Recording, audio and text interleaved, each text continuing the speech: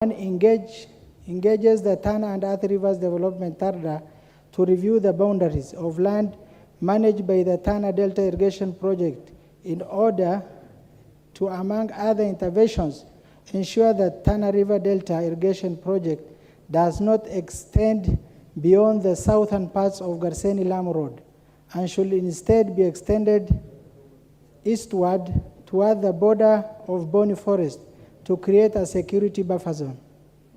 Number 2, facilitate clear demarcation of boundaries of TARDA land from the general community land. Number 3, compels TARDA to comprehensively engage residents of Tana River in all aspects of the project's design and implementation, and makes any other recommendation or actions deemed fit in addressing the plight of the petitioners. Thank you, Mr. Speaker. Honorable Wario, the two petitions are committed to the Committee of Public Petitions. Because of the debate before us, I will forego the need for any comments. We leave it to the committee to deal with those two petitions. Next order. Order number 5, papers. Majority Leader.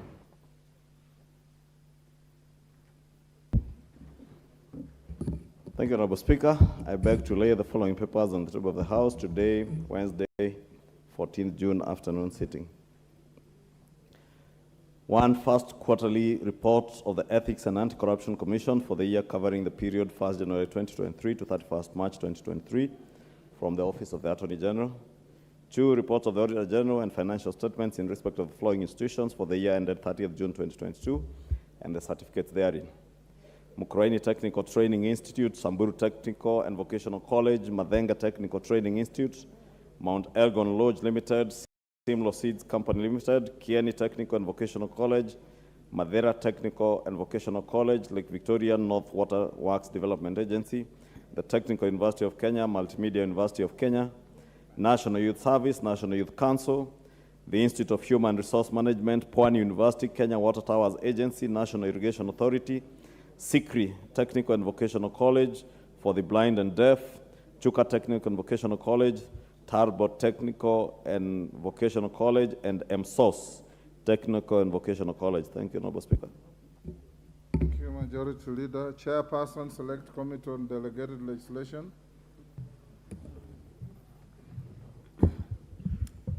Thank you, Honorable Speaker. Honorable Speaker, I beg to lay the following paper on the table of the House today, Wednesday, 14th June 2023.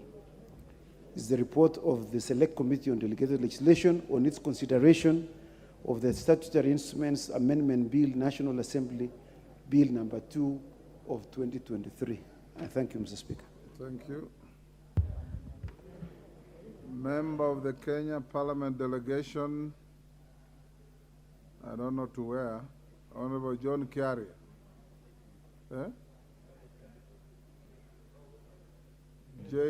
John Kiaria?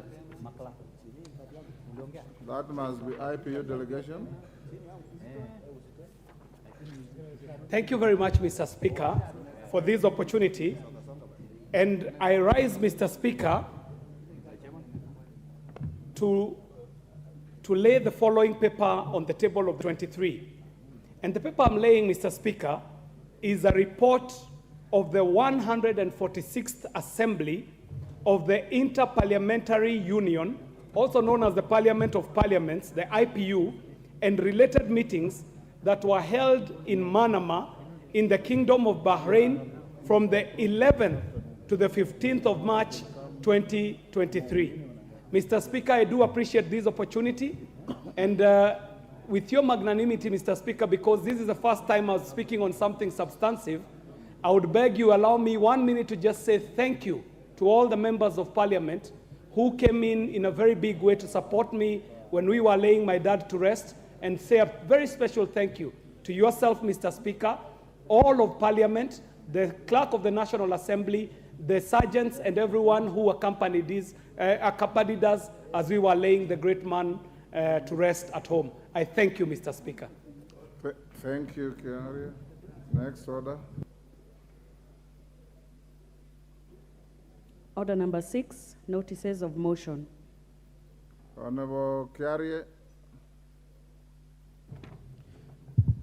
Honorable Speaker, I beg to give notice of the following motion, that this House notes the report of the 146th Assembly of the Interparliamentary Union, the IPU, and related meetings that were held in Manama in the Kingdom of Bahrain from the 11th to the 15th of March 2023, laid on the table of the House on Wednesday, 14th June 2023. This is signed by myself. Thank you very much, Mr. Speaker. Thank you. Next order. Order number 7, questions and statements.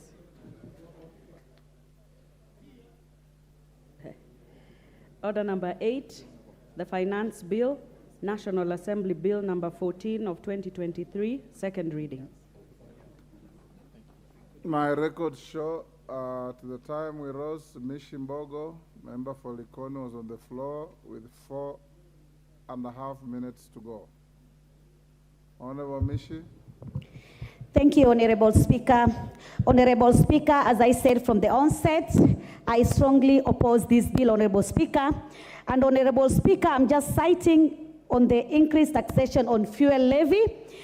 And for me, if you increase fuel levy, it means the cost of production is going to be high, the cost of transportation is going to be high. It will also affect agriculture because agriculture depends on machinery, and the machinery, they depend on diesel and petrol as power. Honorable Speaker, as you know, the cost of living right now is very high, and Kenyans have been burdened by this. Honorable Speaker, right now, unga is about 250. If by bad luck this bill passed, it will mean it will go beyond 250 shilling. That means Kenyans will not be able to have a plate of meal. I don't know whether Kenyans are going to go back to the concept of fasting, the way the Shakahola victims have been doing, because they will not be able to put a plate to eat. Honorable Speaker, there is the issue of the turnover tax. The turnover tax before, it used to be around 1 million shilling, but now it has been reduced to 500,000. Meaning if you divide by 365 days, it means if you're making a sale of about 1,370 per day, you are going to put a tax of 3%. And these are the hustler people, the mama mboga, the boda boda, the mama mahamri. All of these people, they don't have money, they are broke, they are poor, and yet they're being told to give that kind of a taxation. Honorable Speaker, the issue of housing, I think this could be done voluntary, because right now, so many Kenyans, especially the civil servants, let's look on our humble teachers, our police officers, our KDF guys, and other civil servants who have already incurred some mortgages from other financial institutions. Others have taken loans from various banks, and yet they are being forced to pay a fund for housing. Honorable Speaker, I think it should not be mandatory, but it should be a voluntary. So many questions have been raised on this issue of housing. For instance, if a couple, both of them are civil servants, are they both going to be charged that 3%? Is 2 houses a priority for them? Maybe they would need to have only 1 house. But then, because they are both civil servants, they are going to pay that taxation. Another question is, for somebody who has few years to retirement, maybe 5 or 10 years, if he pays that taxation for 5 and 10 years, what will happen? Is he going to get that house? If he's not going to get that house, where will that money go? Is he going to get that money back? Is he going to get an interest of that money? So there are so many questions which, as Kenyans, we need to have been thought about it even before putting on in this bill. Honorable Chair, there is a saying in Kiswahili which says, mtu ujikuna afikapo. I know we have put a big budget, but do we chew what we cannot swallow? Let us just go gradually, because Rome was not built in a day. I know there is a lot of wastages. There is a lot of corruption. If you only look on those loopholes, on the wastages, and on the corruption, and also those vote heads, which they are not that priority. I don't say that they're not important, but maybe it's not a priority. Like today in the budget, there are some offices which have been allocated, huge fund, a lot of money, big monies, and yet if you look on the function and the roles, it is not a priority. Our priority as a country is to reduce the cost of living for Kenyans. Honorable Speaker, I want also to talk about the increased tax on mobile money transfer. As you know right now, majority of Kenyans, I can say maybe over 70%, they depend on mobile money transfer. Even our parents in the rural setup where the banks are not there, we keep on sending money via mobile money transfer. And today, we are going to increase the taxation from 12 to 15%. That means you will pay more 3% to send money through mobile money M-Pesa. Honorable Speaker, there is also advanced tax on commercial vehicle. When you talk about commercial vehicle, you don't miss to talk about matatus, you don't miss to talk about lorries. We are using matatu. Is the fare not going to be high? It is going to be high. You want to maybe to transfer your materials, building material and something else using the lorries. Lorry is also part of the vehicles which you are talking about here. So it means it will be very expensive. Honorable Speaker, I want to urge my colleague to be objective leader, which I believe they are objective leader, and look at this bill and look at Kenyans. Because we don't say that we don't want to pay tax. Taxation is part. Mutunga. Yes, was a point of order. Kamket. Is it Kamket? What's your point of order? What's out of order? Mr. Speaker, I raise understanding order number 1. Mr. Speaker, given the interest in this bill, and having noted, Mr. Speaker, that the card system in this House is totally rigged, could I be in order, Mr. Speaker, that you use a mixture of both the card and other considerations in identifying members to speak. What are the other considerations? There are other members, Mr. Speaker. There are members, Mr. Speaker, who never even went for lunch. They were here literally, they put their cards from 1 up to now. And there are other members, perhaps, Mr. Speaker, who may have been doing other things for their constituency. So, Mr. Speaker, I'm saying, Mr. Speaker, I'm seeking your indulgence. I understand you. Yeah, that you use a card and a mixture of a bit of members catching your eye. Thank you, Mr. Speaker. What I don't know is what your other methods are.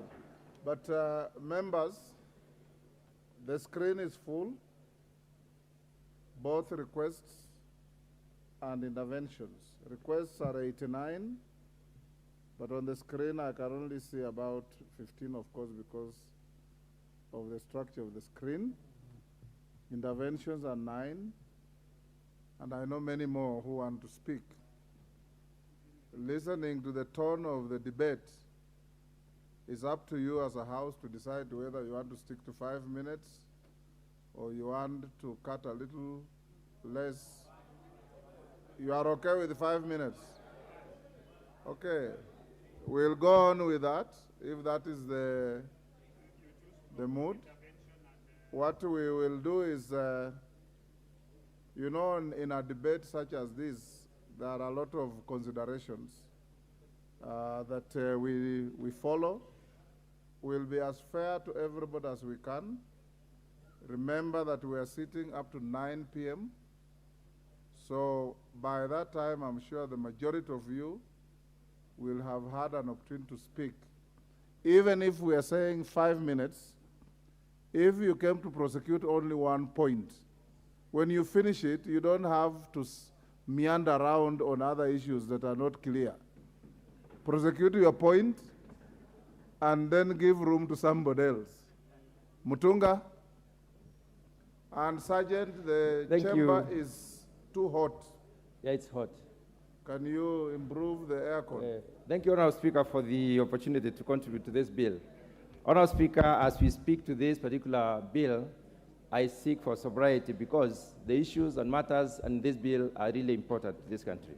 Honourable Speaker, yesterday we passed a report, clause by clause, the report on supplies, and we all did not have a problem. We all were happy at the end of the day. The bill pronounces some measures to raise revenue, to increase revenue by 211 billion, so that we may attain a target, which is in this year's budget, of 2.5711 trillion. For what purpose are we raising this money? Honourable Speaker, we want to raise money to increase, or rather to boost manufacturing and job creation in this country. If we create more jobs, it means we employ more Kenyans. It means we get Kenyans out of destitution. Honourable Speaker, it is also supposed to increase access to food or food security, in other words. It's supposed to increase possibility to have universal health and also complete the stored projects. I am sure in every backyard there's a stored project, and these are the projects we'd like to complete with this money. And finally, and unique in this particular respect, Honourable Speaker, affordable housing. I want to highlight a few issues that have been brought by my colleagues. One of them, some have cited insensitivity to Kenyans. Is creating jobs being insensitive to Kenyans? Is employing the 6 million or so youths who are in this country looking for jobs for 4 or 5 years being insensitive to Kenyans? Is spreading the little that we have to all the others being insensitive to Kenyans? Madam Speaker, I do not think so. Many have also cited that there are other means, and they're not coming clean on which means. Which means are we referring to? More debt, more burdening, selling out this country to foreigners, or auctioning our institutions and our investments? I do not think that is the way to go. Honourable Speaker, let me pick on the issue that is more contentious in this House, the issue of 1.5% housing levy. I'm looking at Kenyans who are unemployed, and I'm looking at employed people saying that giving 1.5% is punitive to get our daughters and sons employed, to get your brothers and sisters employed. You cannot surrender 1.5. Honourable Speaker, I would like, if it were possible, to bring an amendment to say a minimum of 1.5%, and those who can give more, to give more, because we need Kenyans employed. Once we employ these Kenyans, are we not spreading the power across the domain? Are we now supporting those who are at the bottom of the pyramid? If somebody is in a household and is educated and doesn't have a job, and there are so many others who are depending on somebody who doesn't even have a job today, are we saying that it is unreasonable to employ such a person? Housing scheme has the capacity to employ 3 people per every 3 million house, and indirectly, that is directly and indirectly 8 people. If we create this employment, don't you see the sense in having the youth employed? Honourable Speaker, I think that is the lowest we can go. Minimum 1.5%, and those who can give more, to go ahead and give more. Honourable Speaker, there was an issue of aircraft and parts. The duty on aircraft and parts, Honourable Speaker, this comes in to address the demand for air travel. I am sure some of us here suffer because they do not have air travel. I come from Meru. We have an airport at Isiolo, which we can use very effectively, but there is no commuter plane. We would like to have a commuter plane like the one going to Kisumu, like the one going to Mombasa, like the one going to Garissa. We would like that. Investment in this field is impossible because of the cost. Is that really being unreasonable? Don't we have important things to do over time? Is our time not useful as it is, as yours is? Let's look at these things positively and try to see how we can build this economy in a better way. Honourable Speaker, there is the issue of investment in reducing cost when it comes to importation of materials. When you look at the bill, there are about 21 ways in which it is lifting the Kenyans out of the burden. And the issue of the fuel levy from 8 to 16%. Look at the other East African countries whom we compare with. I'm sure some people are saying in their minds that we should not compare ourselves with anybody. But are we living in a universe which is only us alone, or are we living in a universal economies? In a universal economy, we respond as per the others. If the others have 16%, why not us? Tell me, why not us? Honourable Speaker, I support fully this bill. Lillian Kogo. Lillian Kogo. Thank you so much, Honorable Speaker. Yes, Minority Whip, Honorable Dr. Lillian Kogo. Thank you. Thank you so much. PhD, LLM. Thank you. Not LCC. Honorable Speaker, allow me, Papa, to rise and vehemently oppose this particular Finance Bill 2023. And I want to do it on the basis of a couple of matters. And after that, I'll just sit down, Honorable Speaker. It is proposed, Honorable Speaker, that there is a tax that is going to be placed on what is being assumed or being called beauty products. And beauty products, most of the consumers of beauty products are women, Honorable Speaker. And I do not know why somebody would hate Kenyan women that much. Why do you hate Kenyan women that you don't want them to be beautiful? Why do you want to hate Kenyan women so much so that even when you send fare, you complain? Why do you want to hate Kenyan women to the extent that you assume these are beauty products? But things like wigs are used by women probably to cover up when they are having or they are suffering from cancer. What I'm saying, Honorable Speaker, these are not only beauty products, Honorable Speaker. We have both men and women who suffer fungal infection of nails, Honorable Speaker.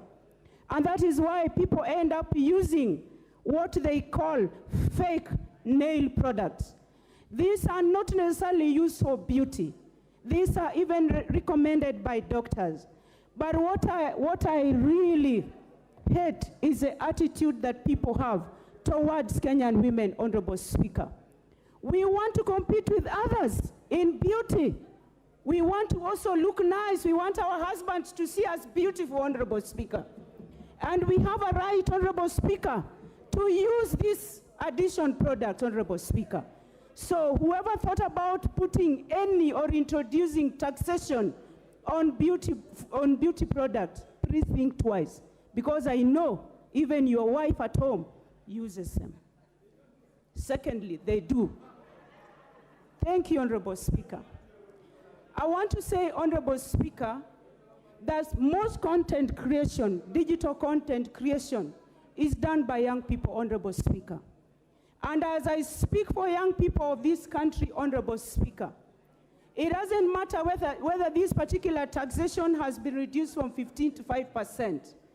These are people, young people, who take a lot of their time to try and put food on their table and to get employment for themselves. Why do you want to cheat the Kenyan public that you are creating employment when you are killing employment on the other side, Honorable Speaker? These are people who are young and they need tax reprieve so that they can be innovative and they can also be creative, Honorable Speaker. Of course, I don't want to belabor, Honorable Speaker, on increment of taxation on petroleum products, Honorable Speaker. Everything, all manner of fuel requirements is petroleum-based. Why should somebody insist? Whereas we already have high taxation, we are spending so much already, Honorable Speaker, on electricity. The cost of electricity in this country is so high, and most electricity generation is done using petroleum products. How much are we going to end up paying for electricity, Honorable Speaker? And Honorable Speaker, as I speak, please, Kimani Ichung'wah, can you allow me to expedite what I'm doing? I am not going to listen to you. I didn't speak when you're speaking, Honorable Kimani Ichung'wah. This is what I'm saying as I speak, Honorable Speaker, that I am going to say no when the time comes. I am saying I'm rejecting this finance bill in totality, Honorable Speaker. And I'm saying on behalf of Rangwe people who have sent me, Honorable Speaker, that I oppose this particular bill. I thank you.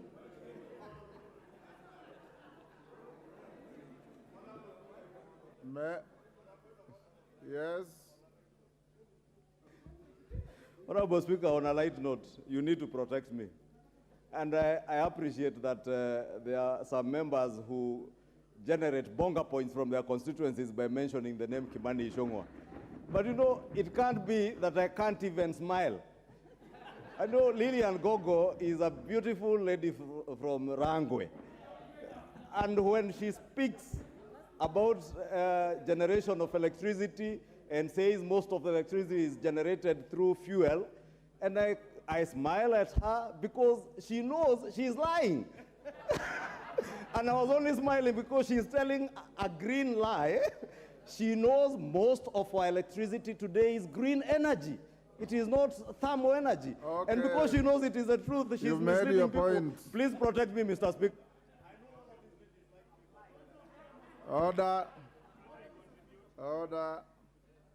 Order. Member for Manyata. Yes, Chonga, what is the problem? Hold on, Kitonga. Thank you, Mr. Speaker. If you have been observing since when this session started, two members, the majority, leader of majority and his deputy, are busy intimidating this side instead of following what is going on. They are bullying the opposition side. Mr. Speaker, my request, Mr. Speaker, yes, is to make a statement about these two leaders here. Order, Honorable Chonga. Order, Honorable Chonga. Order, Honorable Chonga.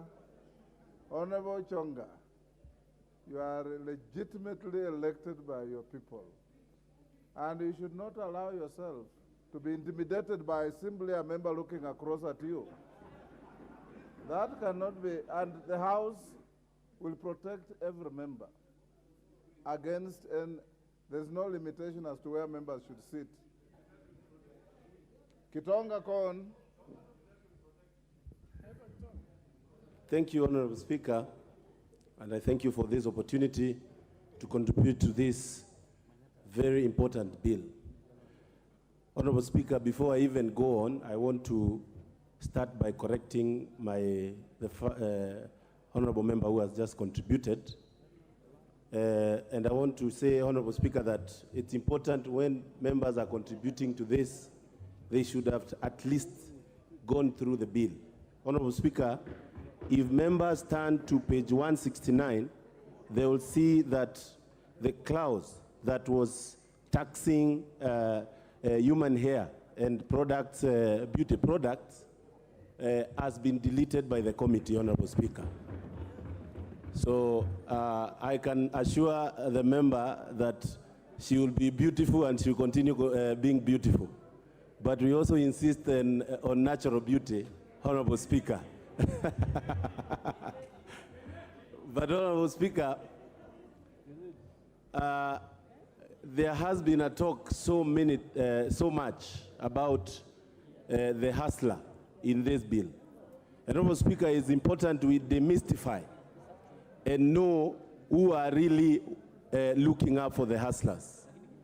Honorable Speaker, anybody who says that when we are talking of building houses, getting money that can be able to go down to our tribes, our construction of markets and everything, Honorable Speaker, is bad, that is a member that does not care about the hustlers.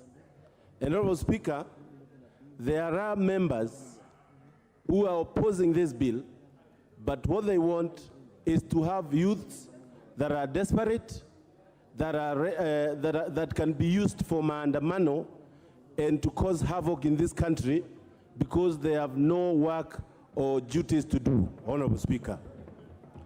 I would like to say that this bill, Honorable Speaker, the finance bill, is a bill that is all-rounded. And Honorable Speaker, because I have been thinking clearly on alternatives, and having looked at the people who have thought out this bill, I've seen they have looked at it wholesomely. I would like to say that it is upon the executive, because it is true that we are tightening our belt. And I want to say this clearly, Honorable Speaker, that we will do our part and pass this bill in this House, Honorable Speaker. But at the same time, I would like to call upon His Excellency the President and his cabinet and anybody else, including this Parliament, to start looking at how we are spending the money for taxpayers. I would like to see a case where we have austerity measures so that while Kenyans are tightening their belt, while Kenyans are trying as much as possible, we get these monies, Honorable Speaker, but let us have as showing, not only doing, but also showing that we understand the status of this country and we put austerity measures and close those loopholes where, Honorable Speaker, money get lost. I would like to say that, Honorable Speaker, I was happy yesterday when I saw the money that has been given to institutions that fight corruption. And Honorable Speaker, the only thing, and having spoken to many Kenyans, having spoken to my constituents, the challenge and their fear is how the government has been losing money through corruption. The assurance by His Excellency the President that monies collected will be used for the right reasons, without corruption. And I would like him to stamp his foot so hard that we don't have any coin getting lost through corruption, Honorable Speaker, because that will be very bad for anybody who has participated in passing this bill. Honorable Speaker, maybe, and moving forward, in another 1 year, the bill that is going to be read in this House will be for increase of salaries of teachers after we pay pending bills that have been accumulated for 5 years and 6 years, Honorable Speaker, during handshake government. Honorable Speaker, I support. Thank you. Doris Donya. I want to see if you live to your promise that you'll speak for 1 minute. Thank you, Mr. Speaker. I stand to oppose this motion, more especially from the side of betting. I don't understand why they had to lower the tax, bearing the fact that most people have committed suicide because they've lost their money. Wives, we can't sleep at night when our husbands are betting because they are waiting to win. So you can imagine the separation from love, having lowered the betting tax. On the other side, Mr. Speaker, every speaker who is supporting the motion is saying that we have a lot of public debt.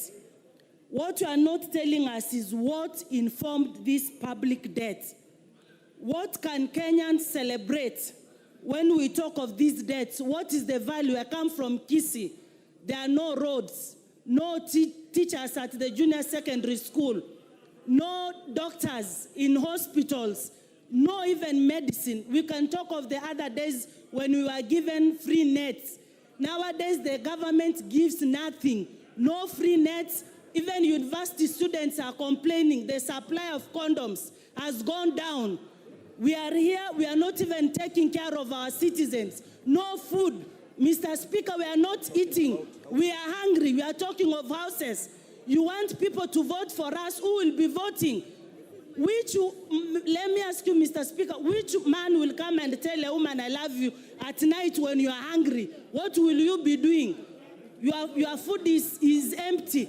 We are opposing this motion, because this bill, because it does not cater for our interest.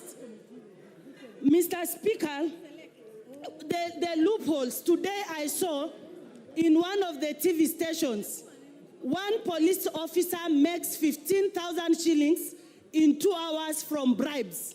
How much is that in a day? We should look on ways on how to seal the loopholes, not on ways to take from Kenyans what's duly theirs. I stand firm from Kisii County. The people of Kisii County whom I represent have told me the bill is not good.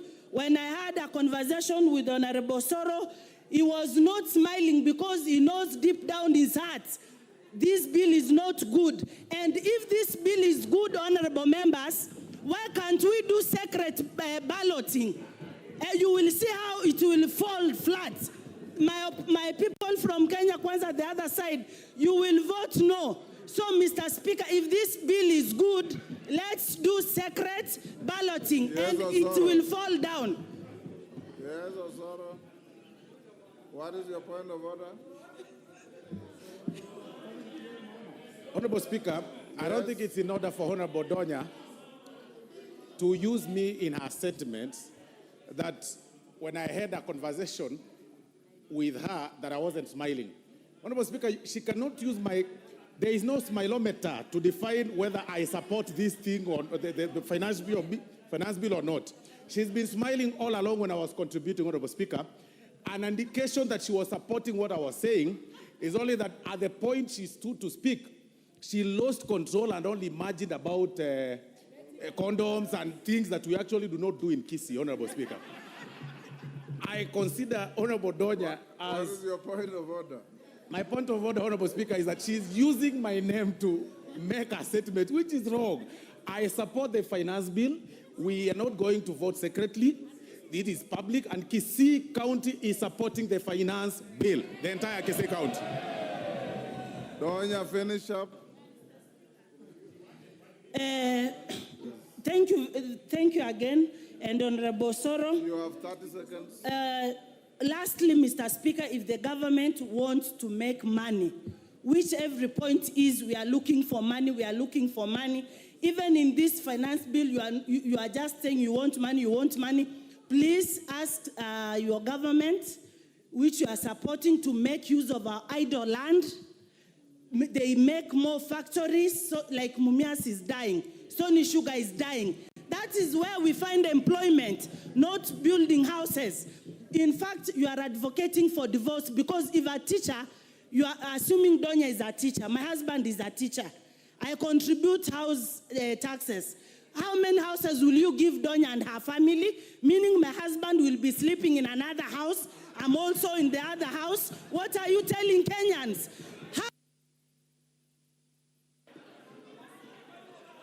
Thank you. Thank you, Honorable Donya. Owen Bayer.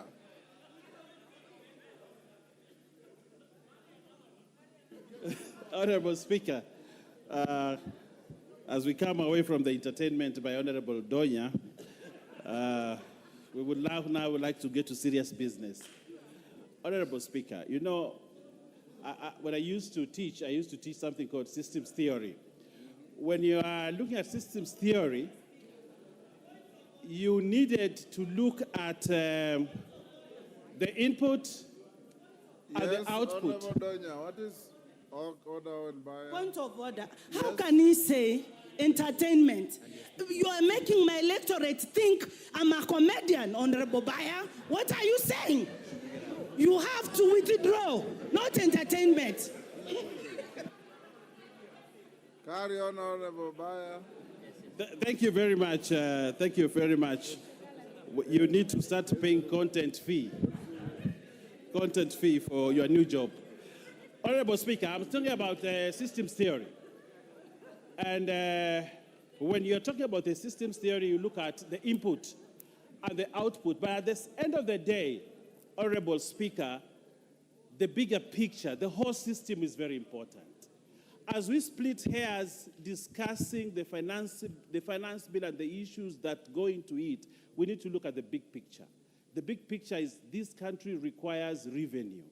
The revenue that is required is needed so that we move this country forward. What are we looking at? We are looking at 300 billion shillings. Where is this 300 billion shillings going in this finance bill?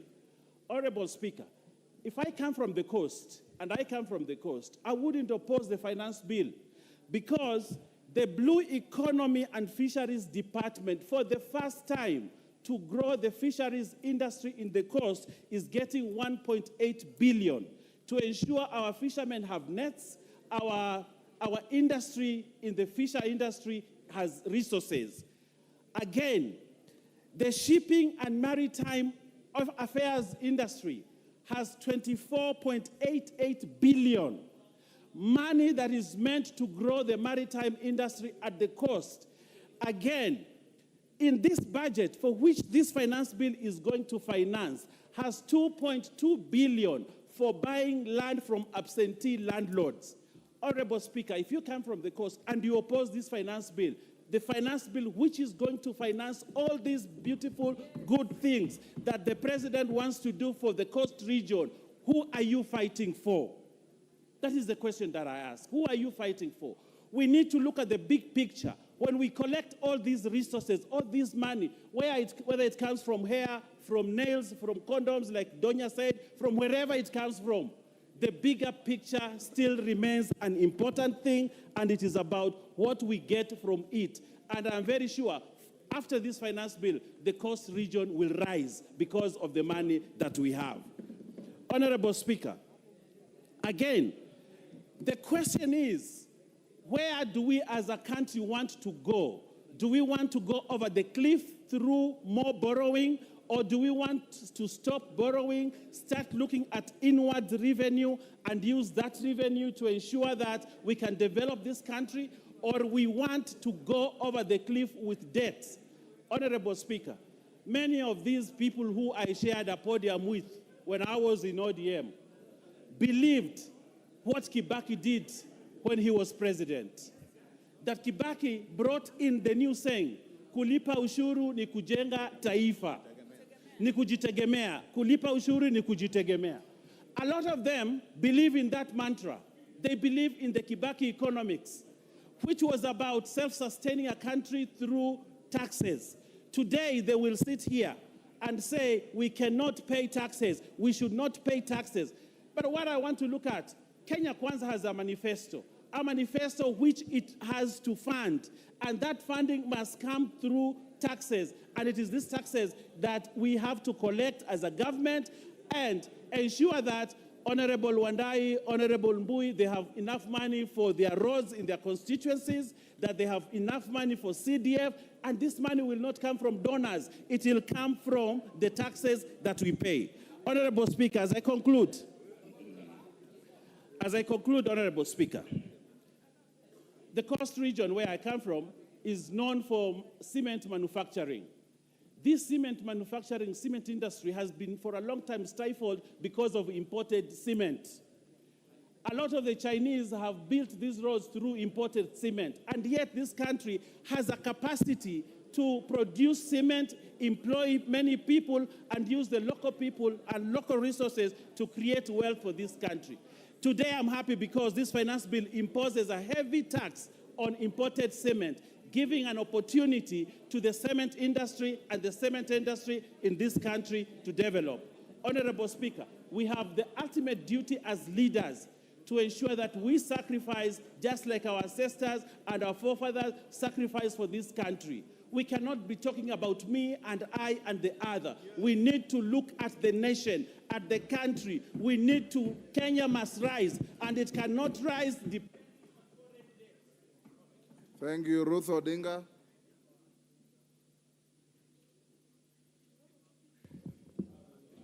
Thank you very much, Mr. Speaker. I'd like to oppose the financial bill. Mine would be to start by saying that there's no Kenyan who does not want to pay tax. And we are not here to say we are opposing this financial bill because we don't want to pay tax. I think every Kenyan is paying tax and has been paying tax. Probably they are only complaining that the tax that they've been paying, they do not know what it does that benefits them as such. And that now that they're not even satisfied with the one they've been paying, they're now being made to pay more than what they've already been paying. And I think that should be stated clearly, because it's important that we are not misled by the KK brothers of ours here to say that we are saying people should not pay tax. That is not the case.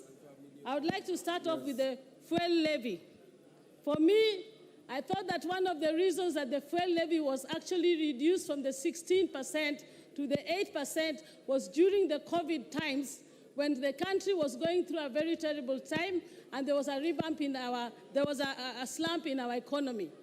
And after that, we are now in a period that we are stating that the economy is now back to normal. I don't think so.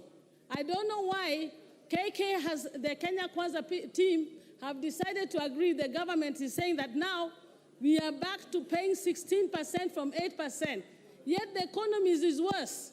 People are suffering more. Most businesses are still closed since COVID. What has happened that has informed us to now state that the fuel levy should go from 8 to 16%.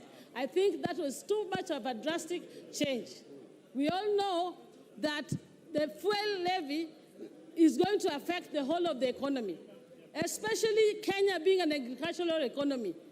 With the fuel taxes going higher, it means, therefore, we are going to be paying more for machinery in the farms. We are going to be paying more for transportation of our goods, and this is really going to affect our economy. On top of that, we are saying that the VAT should be put on export goods. If we do that, we are killing the same export that we are expecting Kenya to be a net exporter of our goods. How do we then start putting VAT on those exports? Number two, I would like to talk about the reason why why the women of Kenya started Mama Mboga. The Mama Mboga movement of us, where we are now having women doing table banking, started because women were not feeling confident enough to go to the banks to get money from the banks.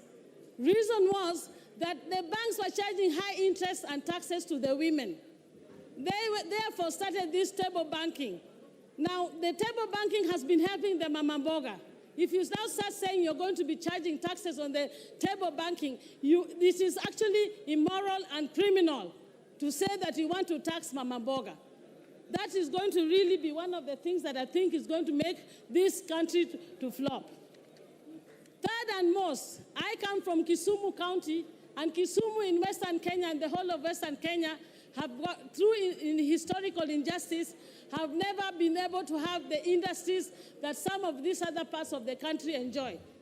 Most of our economy is actually run by the Jua Kali sector. And when you now say that you're going to put the turnover tax to be able to see that we are now paying taxes from 500,000 instead of the 1 million, you are actually. Anyway, I know my time is about up, Bwana Speaker. I want to say something last. Bwana Osoro, you actually said that in Kenya, those who have, the majority have their way as the minority have their say. The majority in Kenya are the Kenyans who are out there. The Kenyans in Kisii and everywhere else, they are the majority. And if this financial bill does pass, mtaona Kenya is going to go on fire. There will be fire in Kenya. And the fire will be coming from the majority, who are the people who are outside in Kenya, who are putting these taxes on. Thank you, Mr. Speaker. Order, honorable members. Members, let's acknowledge in the presence of the galleries, public and speakers, Moi Girls, Nairobi, Kibra, Tekimbere Primary School, Mbere, Embu, Elgon College, Nyaribari Chache, Kisii, Kimasiani Boys Secondary School, Kipkelion East, Kericho, Gedesmane Academy, Suba North, Homa Bay, Beth Mugo High School, Dagoret South, Nairobi, Kinderville School, Mavoko, Machakos, and Kavingoni Secondary School, Makueni. On your behalf and on my own behalf, I welcome those students and their teachers to Parliament. Didaraso.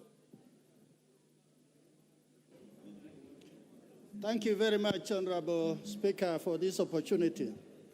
Honorable Speaker, on the onset, I rise to support this bill, and for the following reasons. Honorable Speaker, this side of the House has a government to run. Government is about running schools, building roads, hospitals, and all those services that is for the well-being of the Kenyan citizen. Honorable Speaker, when the other side says we don't want to pay taxes, I want to say as follows. Every week, I drive for 8 hours to Marsabit on a first-class tarmac road that was paid for by the Kenyan taxpayer. Our population is small. Had we been told, pay for that road, we as the people of Marsabit or Isiolo we could not have afforded to pay for that. For that reason, there are many things that we must have in mind. Taxation is about generation. That one generation must bequeath something to the following generation. And we have the choice. Either we bequeath them burden and poverty, or prosperity and equity. And in this particular case, I believe Kenya Kwanza government has said, let us bequeath equity and prosperity to the people of Kenya and for the following generation. Honorable Speaker, taxation comes with many things. One of it is burden. Everybody must dig into their pockets. But you have to make a choice. Do you want tomorrow to be much harder than today, or to make it harder today so that tomorrow you will have a better life? Among those things which we as legislators must go through, just visit Kenyatta National Hospital, where the very poor or deprived of our people visit that hospital, where they hardly get medicine, they hardly get good services of doctors, and our people are hardly able to pay their bills. But the doctors there and the staff that is in Kenyatta National Hospital, I think they are doing a magnificent job. But the question is, if we cannot pay for that facility, then what will happen to the majority of Kenyans who, like you and me, do not have that insurance cover to enjoy the best of facilities in this country? Honorable Speaker, the elephant in the room, why there is a lot of haranguing and complaints from the other side, is because the Kenya Kwanza government is saying, let us grow the tax bracket. Let us grow the economy. Because we have been selectively taxing the few who earn salaries and the few big companies. Today we are saying, let everybody who is within reach of taxation pay their tax. And I think that is the discomfort that we are experiencing. Honorable Speaker, this particular committee have done a good job. What they have done is they have tried to balance between tax exemption areas and taxation areas. Finally, it is on the housing levy. Honorable Osoro said, in Kisii there is not enough land. In Marsabit, we have enough land. Sometimes we think what to do with that land. For that reason, if there's a constituency where the government is ready to build the 290 houses, I think they can come to Marsabit, and that land is available. Finally, the issue of housing levy, it is a saving, not a taxation. Kenya is considered to be one of the countries where people... Your time is up. Makali Mulu. Yeah, thank you very much, Honorable Speaker. Honorable Speaker,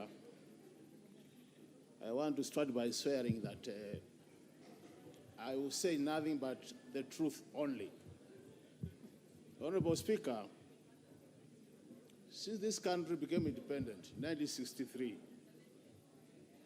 projects have been funded, development projects have been funded, and the funding has either been through local revenue or debt. You are there. So this idea of people saying that development will not be able to be carried out because the bill will fail is a fallacy, Honorable Speaker. The second point, Honorable Speaker, is that we all say that Honorable Mwai Kibaki was able to multiply local collection by 5 times. There are 2 things which Mwai Kibaki did. for him to be able to collect that kind of amount, Honorable Speaker. The first one was to ensure that Kenyans get value for money, so that the taxes they pay, they are able to get the kind of development they expected. And the second one was to build public trust, Honorable Speaker. Honorable Speaker, if you look at what is happening, Honorable Speaker, if you look at what is happening, Honorable Speaker. Order, Honorable Makalimul, there's a point of order from... Honorable Speaker, I did not intend to stop my brother from contributing, but I think there is a problem that has just occurred with our machines, Honorable Speaker. Yes. Since I came in, I have been number 5, and now it has gone completely off. And my immediate neighbor on my left is also experiencing a similar challenge, Honorable Speaker. So how, all of us, so how do we then track? Because some of us forfeited their lunch in order to be here so that we contribute substantively to this debate, Honorable Speaker. So kindly advise, Honorable Speaker, on the same. Go on, Makalimulu. Yeah, thank you, Honorable Speaker. So, Honorable Speaker, what I was saying is, I just want to comment on a number of proposals. Honorable Speaker, the proposal to increase VAT from 8 to 16%, yes, fuel levy, Honorable Speaker, will have two implications. The first one is going to be able to increase the cost of transportation, and the second one is the cost of production, Honorable Speaker. This is going to be made worse, Honorable Speaker, by the fact that in the same bill, there is a proposal, Honorable Speaker, to increase what they are calling, Honorable Speaker, vehicle advance, increase advance payment on passenger vehicles and commercial vehicles, Honorable Speaker. So the cost of transport is going to be increased. And as a result of that, Honorable Speaker, even agricultural production is going to be more costly, Honorable Speaker. So we are likely not to get the kind of benefits we expect from that increase. The second matter, Honorable Speaker, is the issue of the housing levy. Honorable Speaker, it's been proposed that we charge 3%. I listened to the committee chair indicating that he will be reducing that to 1.5%. But two things, Honorable Speaker, have happened, which are going to make the things worse, Honorable Speaker. The first one, the capping has been removed, Honorable Speaker, of 5,000. So you only pay now 1.5% of your basic pay, Honorable Speaker. The second one, Honorable Speaker, is that the issue of the money being collected, the issue of it being a saving, where you can claim it back, Honorable Speaker, has also disappeared. So now what is going to happen, Honorable Speaker, is you give out the money, you will not be claiming anything, which makes things worse, Honorable Speaker. Honorable Speaker, I've not even spoken for a minute, I can see. But yeah, so Honorable Speaker, the issue is the housing levy, Honorable Speaker, will be making matters worse for the Kenyans instead of improving it. The third issue, Honorable Speaker, is the issue of moving a lot of the goods from zero rating to tax exemption, Honorable Speaker. The fact that you are moving from zero rating to tax exemption, Honorable Speaker, is going to increase the cost of the same goods because the component of VAT for the inputs will not be factored in, Honorable Speaker. So, by the fact that this bill is proposing to move a lot of the goods from zero rating to tax exemption, Honorable Speaker, is going to make things worse for Kenyans. The other thing, Honorable Speaker, is excise tax. Yes. There has been...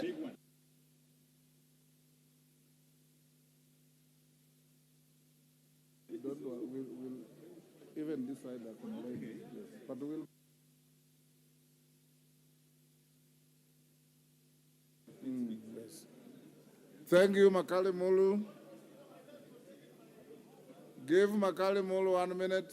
Yes. Thank you, Honorable Speaker. So the last point, Honorable Speaker, is the issue of the excise tax, where I was saying the fact that when you impose excise duty, Honorable Speaker, on goods like clear, cement, and sugar, what will happen, Honorable Speaker, is even the expectation of generating more revenue or improving local manufacturing is going to be negated. On this basis, Honorable Speaker, what I want to say is the way the bill is being proposed by the Finance Committee is making things worse for the Kenyans, and this makes it a very strong candidate for rejection. So on those basis, Honorable Speaker, this bill should be rejected so that we help Kenyans improve their lives. Thank you, Honorable Speaker. Rahim Daud.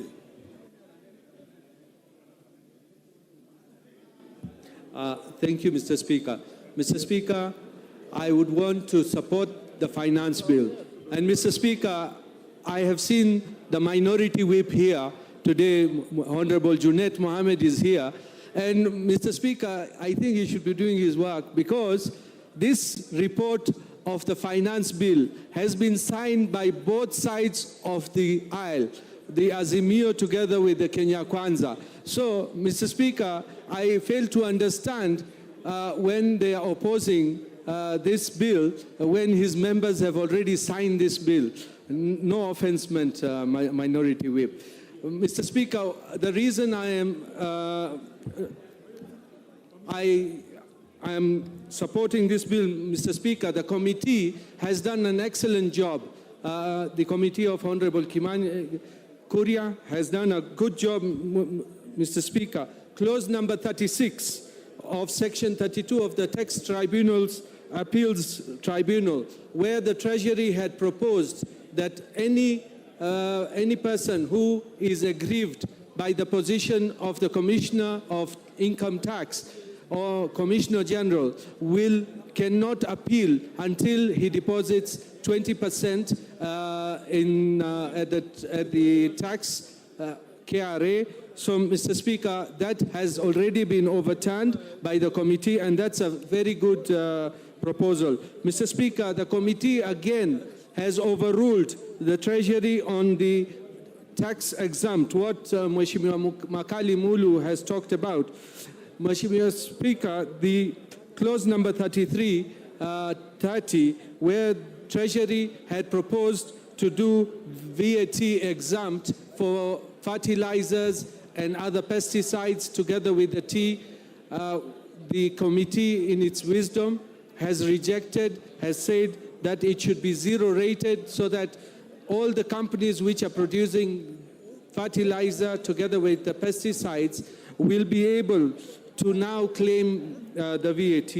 Mr. Speaker, the other thing one of the previous speakers has talked about, I think I did raise an issue, but the mobile tax has not been increased. It was proposed to be 15 from 12, but the committee has retained it at 12 and ignored Treasury. So, Mr. Speaker, that should be even noted. Mr. Speaker, the digital content, a few speakers previously have said that the digital content was at 15%. Yes, Treasury had proposed 15, but the committee has reduced it to 5%. So, Mr. Speaker, there are many other things which are good in this bill, where the rental income was at 10%, but it has been reduced to 7.5%. So, Mr. Speaker, let us look at the good points in this bill, and I believe once the bill comes into play, we will have the housing levy. I need houses. If the members who say they do not need houses, I need houses in my constituency, and Meru County is ready to take all those houses which will be provided. Because once those are there, I mean, we are not looking at houses for ourselves. We are looking for houses for our people who will be getting those houses. Mr. Speaker, the clause number 52, where the committee has rejected the proposal of Treasury to give the Commissioner of Tax to registration on notification of abuse of power.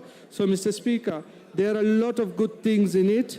The LPG, 16% VAT on LPG has already been removed. So that will mean LPG now will be costing much, much cheaper, and green energy as well. There are many incentives for the green energy. So with those few remarks, Mr. Speaker, I wish to support. And there are people on many WhatsApp groups, they say that they will probably not elect us in 2027. We want to tell them, wait and see how these tax proposals will work, and I believe they will work to our good. And the Azimio should give us their proposals of the budget, not to pinpoint the bad parts. They should have told us what would they have done differently rather than criticizing everything what has been done. Thank you, Mr. Speaker, and I support. Karoli Omondi.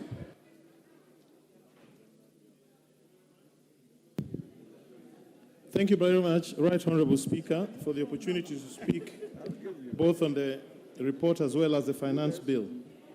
Mr. Speaker, from my experience, there are three things that normally can tell you the trajectory a country is taking, one of which is the level of savings. The other is the number of patents you can find in that country, and the third one is the money that is allocated to education. And I'm very conscious of the fact that the estimates have been published, and with that in mind, I'm now ready to make my comments on the finance bill. I've noted in the estimates that there's an increment in CDF allocation, probably of 18 to 22 million per constituency. In my case, in Suba South, where we give each student 10,000 shillings, that would mean additional resources for 1,800 students. I've also noted that there's an increase in allocation for the educational sector. I've also noted that there's a reduction on rental income from 10% to tax on rental income from 10% to 7.5%. But most importantly, I've also noted that there's a reduction of budget deficit by about 400 billion, meaning there's generally a reduction on the debt appetite. Mr. Speaker, on the issue of housing levy, let me put it on record that this is one of those areas where the public collective is more important than the individual collective.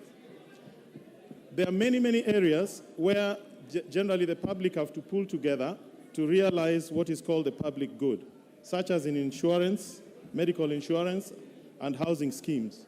The housing scheme is a very good idea that I would like to support, and I'd like to put it on record that it has been part of our agenda as ODM for a very long time, from 2007. I would like to make it clear that there may be arguments, there may be disagreements on this issue, but for the general public good, the housing levy is a good idea. What I would suggest, there should be a guaranteed minimum return on those who invest in this scheme, which should be benchmarked by the Treasury bill, rate for Treasury bills, so as to protect the investments against inflation.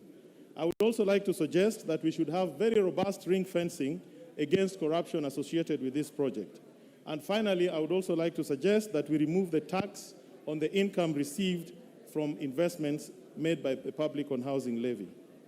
Mr. Speaker, on the charge on tax on non-residents, I would like to recommend very heavily, because I was not in the committee, that we avoid situations of double taxation or double jeopardy for non-resident Kenyans. And we should respect international obligations that we have under double taxation treaties. An issue that I was going to object to very strongly, but which has been addressed, was the 20% deposit on tax assessment when you appeal against KRA decisions. Mr. Speaker, as a lawyer, you would know those provisions that were proposed were tantamount to overturning the well-known principle of onus of proof on its head. But that has now been overtaken by events, and I'm very happy that that particular issue has been addressed. Mr. Speaker, on the issue of VAT on fuel, I understand very clearly that this is a conditionality from the IMF. But it also demonstrates how we do our politics in Kenya. It is very interesting that those who last year voted for the introduction of the VAT 8% are this year completely opposed to it. And those who opposed it last year are this year completely supporting it. But let me add my voice and say our economy is still very fragile. We can hardly see the early green shoots of a recovery. I would have wished to see very strongly that the 8% is not introduced on fuel levy because of the adverse impact it will have on everybody. On 35% tax, I agree with that. Those who earn more should pay more. Finally, Mr. Speaker, let me put it on record that I think the House should be respected by the various political parties, and members should not be intimidated or arm-twisted on how they should conduct their business in this House.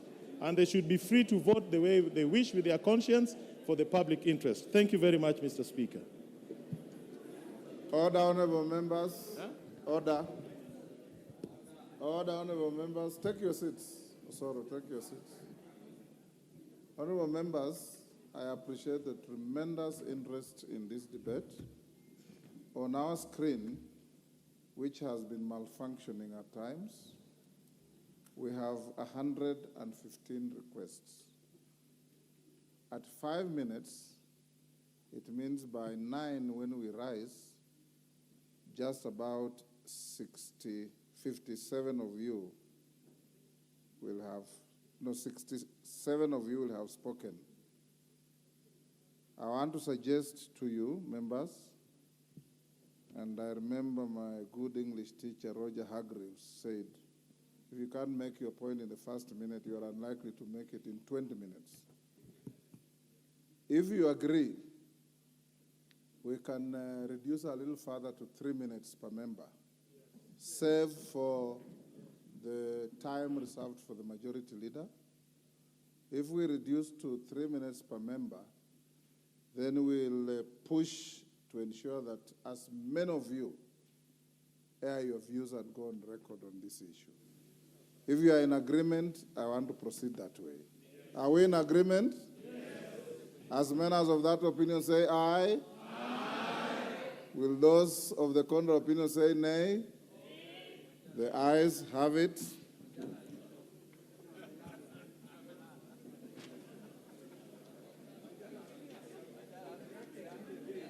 David Ocheng. Adjust your timing, 3 minutes. And honorable members, please reduce your trips to the chair so that we can order. Honorable members, please reduce your trips to the chair. We'll make sure everybody speaks.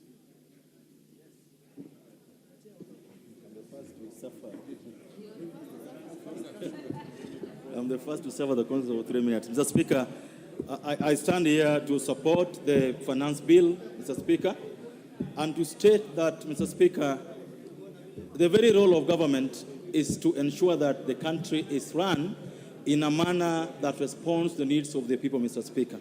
Mr. Speaker, the needs of our people are diverse, are many, and can never be met within a year, 2 years, or even in a lifetime, Mr. Speaker. But it's always important for any government to ensure that it's able to satisfy at least the bare minimum of the needs of its citizens, Mr. Speaker. Mr. Speaker, after the budget that we passed last week, it is upon us as a country to ensure that we have resources, to ensure that we are able to implement our agenda. Mr. Speaker, this bill has gone through, in my opinion, the most thorough public participation that any bill has ever gone through. It's like we are changing the Constitution, Mr. Speaker, but we are not. We're just debating a bill that is going to help, Mr. Speaker, create jobs. Mr. Speaker, this bill has made proposals to put taxes that will ensure that you don't import so much fish, you don't import furniture, we don't import cement, we don't import paints. Mr. Speaker, the bill as currently done promotes job creation. And that's what we need in this country. We need more jobs, not fewer jobs, Mr. Speaker. And by ensuring that we are protecting the local industry, Mr. Speaker, we hope that more jobs will be created. Mr. Speaker, I'm happy with the committee on its recommendations on the tax on sugar. I was so worried, Mr. Speaker, that this was going to make our industries uncompetitive in EAC. Mr. Speaker, I thank the committee for accepting to remove the proposed import on sugar, because we're going to have our products going out into the East African region at a lower rate, Mr. Speaker. Mr. Speaker, the housing levy, Mr. Speaker, is the elephant in the room. Mr. Speaker, it is stupid. In fact, I don't know what I can describe, to beat a man for doing what you yourself proposed. The other side proposed this housing levy, Mr. Speaker. Now it's being implemented. And so the issue with the other side is not that they don't like housing. The issue they have is that someone else is implementing it.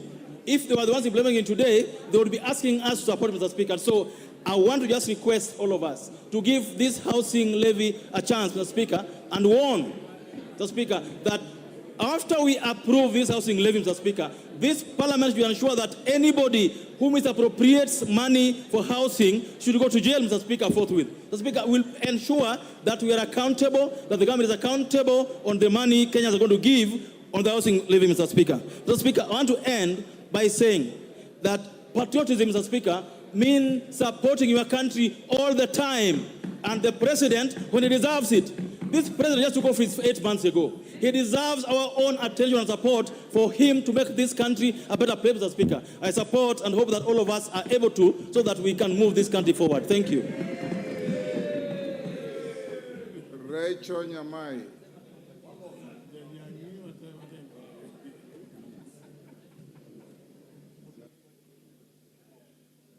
Thank you, Remember, Honorable you have Speaker. 3 minutes each. Thank you, Honorable Speaker, for this opportunity. Honorable Speaker, on the onset, I support this bill. Mr. Speaker, I am supporting this bill because my constituency is a beneficiary of a project of 147 kilometers of tarmac, and I have made requests for more roads. So I will be insincere, Honorable Speaker, to be in this House to say that the budget should not be financed. Honorable Speaker, on the matter of housing, Mr. Speaker, this is not a new project. It is a project that has existed in the previous regime, and it is here with us now, and I would like to encourage all our colleagues to support this bill.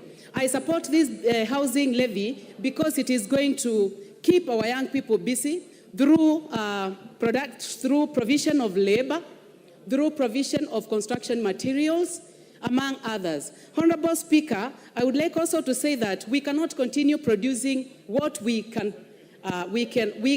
continue importing what we can produce in this country, Honorable Speaker.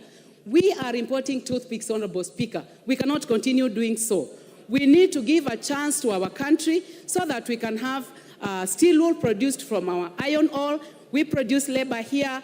We produce all these other products here so that they can be manufactured here, packaged here to benefit our youths, to keep our youths busy so that they get off alcohol and all the other forms of ills that keep them away because they are busy. Honorable Speaker, I would like to go to the matter of digital marketing and say that every government must take digital marketing very seriously and must harness it. And the finance bill has already taken care of that. Honorable Speaker, matters to do with Bitcoin, cryptocurrency, pay-per-click, social media marketing, email marketing must be exposed to tax. Honorable Speaker, I would like to go to the matter of production of the content that is being done by our young people, that because our cities are clean, because our lawns are beautiful, our young people are able to produce very good videos that are on sale. Honorable Speaker, I do not see any problem that we give a small fee of 3% has been suggested. So, Honorable Speaker, as I sit, I would like to say that I'm supporting for electricity, for everything that we are asking from government, because we must finance development. Thank you, Honorable Speaker.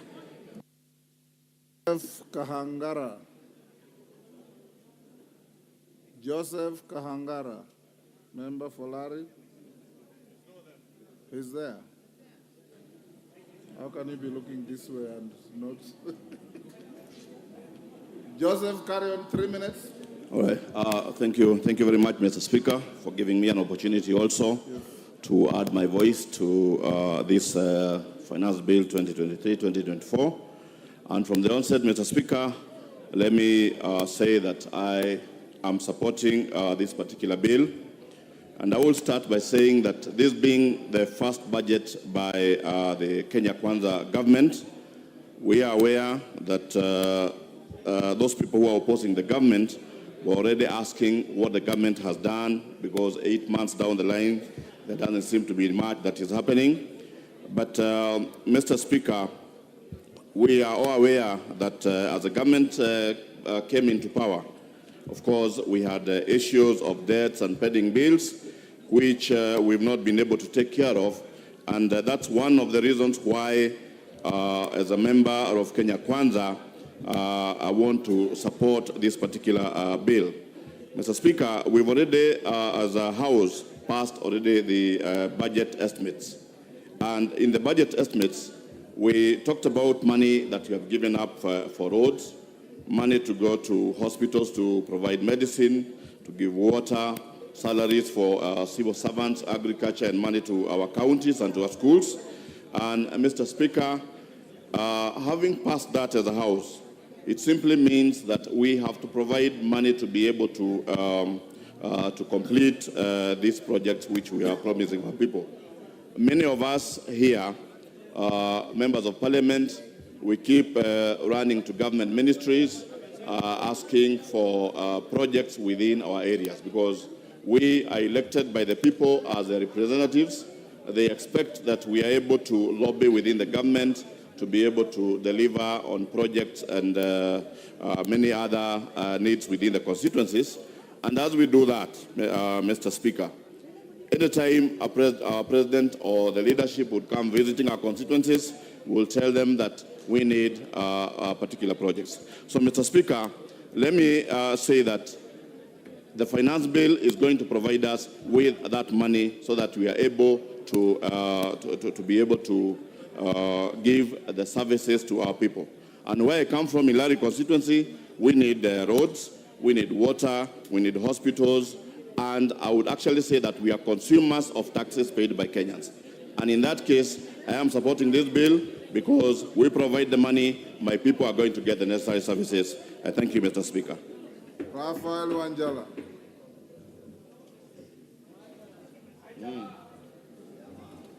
Thank you, Mr. Speaker. Mr. Speaker, I stand on a point of order. I am giving you an opportunity to contribute to the finance bill. Mr. Speaker, I stand on a point of order, a quick one.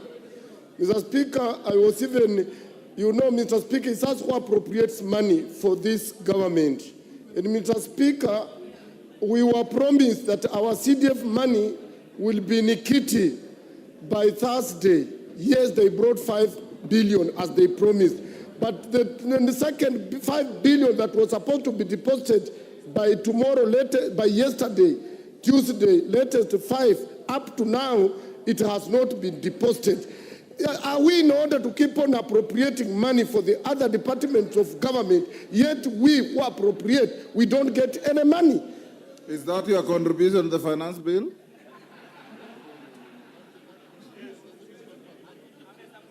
Honorable Anjala, take your seat. Before I came to this chamber at 2:30, order, Honorable Koyo. Before I came to this chamber at 2:30, I confirmed that the second tranche of 5 billion CDF disbursement was done yesterday, and it has hit the account of the CDF management. You may cross-check, but I checked with the Treasury, and Order Wanjala,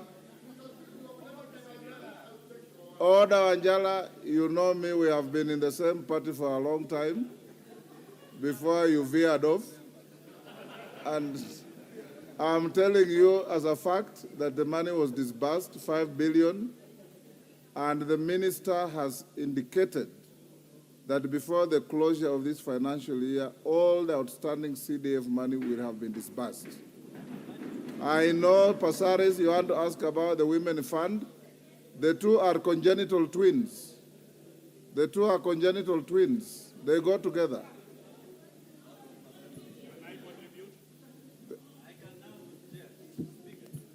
Who had finished speaking? The member for Larry. Now I'll give to member for Nyando, Jared Okello. I'll come to you, Jack. Just be patient. Honorable Speaker, I With 3 thank minutes, you. everybody will speak. Just be patient. Oh, my 1 minute is already going. Honorable Speaker, I thank you very much for the opportunity, and I rise to vehemently oppose the finance bill, because it is that which will paint a very gloomy picture on the faces of the electorate that sent us into this House, Honorable Speaker. Honorable Speaker, this morning I was driving to Parliament, but I also thought of detouring into immigration to check on a passport that I've been pursuing for a little longer. And Honorable Speaker, I was told a similar story, that the machine broke down over 1 year ago, and it has not been rectified to date. And Honorable Speaker, that is the same government that wants to provide me with a house. And similarly, Honorable Speaker, I tend to look at the squalor situation that our police officers live in.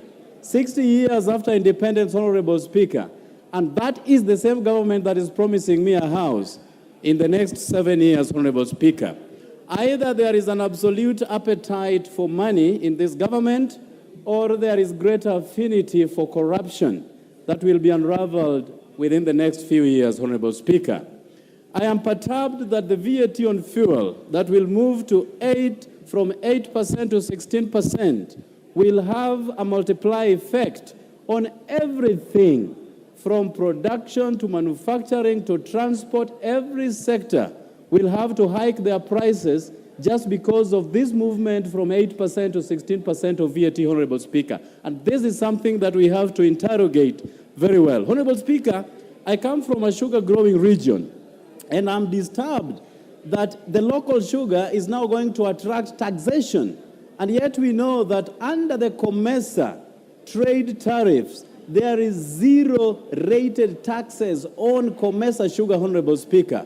Are we killing our sugar to the detriment? Are we, perpetuating the interest of COMESA sugar to the detriment of our own, Honorable Speaker? I am told, and I have read, that there will be VAT on insurance, Honorable Speaker. Are we taxing the accident or we are taxing the injury, Honorable Speaker?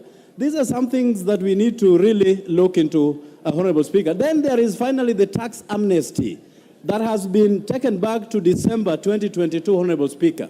The law does not act retroactively. The law moves forward. So either there is something fishy with this tax amnesty, or there are a few individuals who would want to escape the hangman's noose when it comes to tax violations, Honorable Speaker. And with that, I thank you for the opportunity. Bashir. Honorable Bashir. Thank you, Honorable Speaker. Honorable Speaker, this Finance Bill 2023 has generated a lot of interest, more so to most of Kenyans. And the reason for that is because of the lies and the rumors surrounding the finance bill.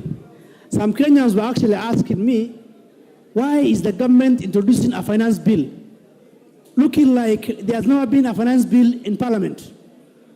That this is the first finance bill ever to grace this House. And that is the concept that those who oppose have driven into the minds of Kenyans.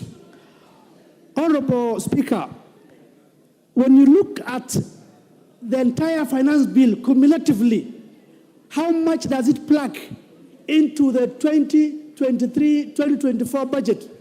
Only 311 billion Kenyan shillings. But what it has created, it's as if that this finance bill is being used to generate 1 trillion shillings. And I'm sure those opposing have not even taken into cognizance that it is only plugging 311 billion shillings into the budget of 2.6 trillion shillings. These are things that people don't want to know about it. And so the point is that don't make it like this is Finance Bill 2023 is the entire budget and everything. No, that is the only amount it is bringing.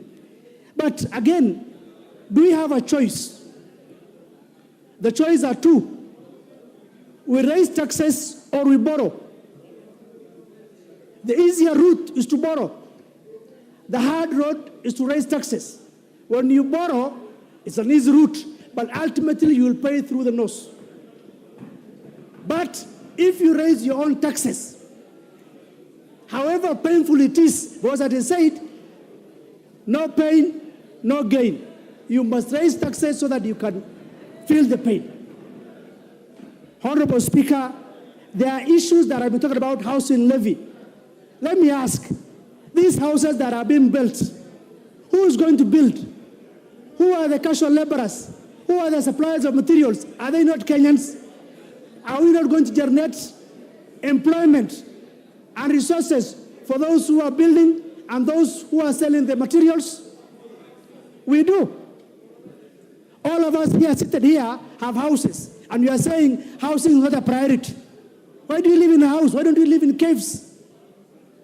Let's not cheat Kenyans. The amount that we raise is supposed to be used for welfare and service Anthony Oloch.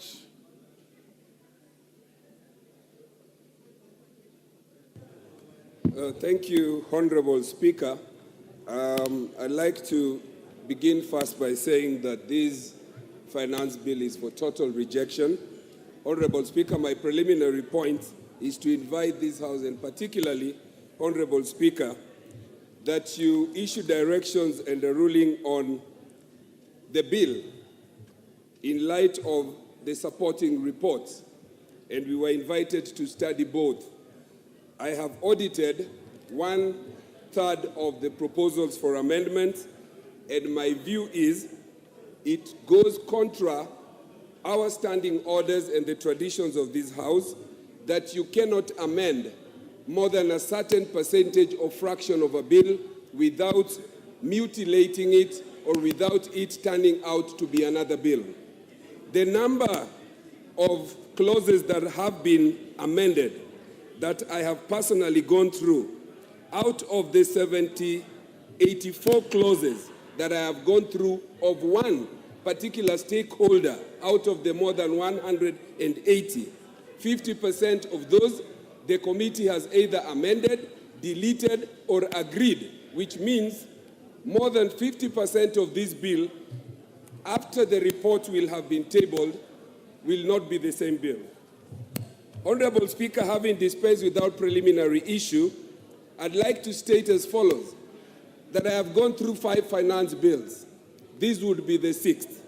Honorable Speaker, on this particular one, and on very many clauses touching on ordinary Kenyans, this government has gerrymandered, prevaricated, wobbled, and in the end said nothing and presented nothing to the people of Kenya. Honorable Speaker, this bill is for rejection.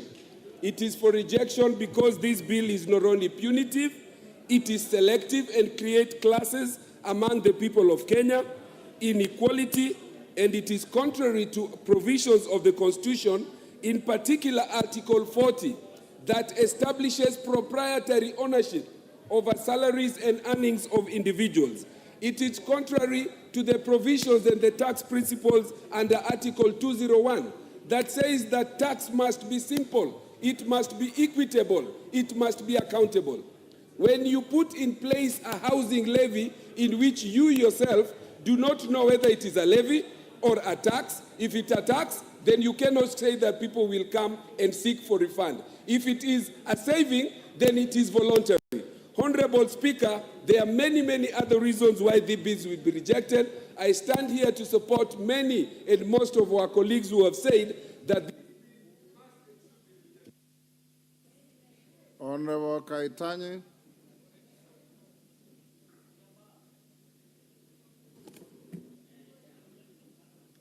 Yes.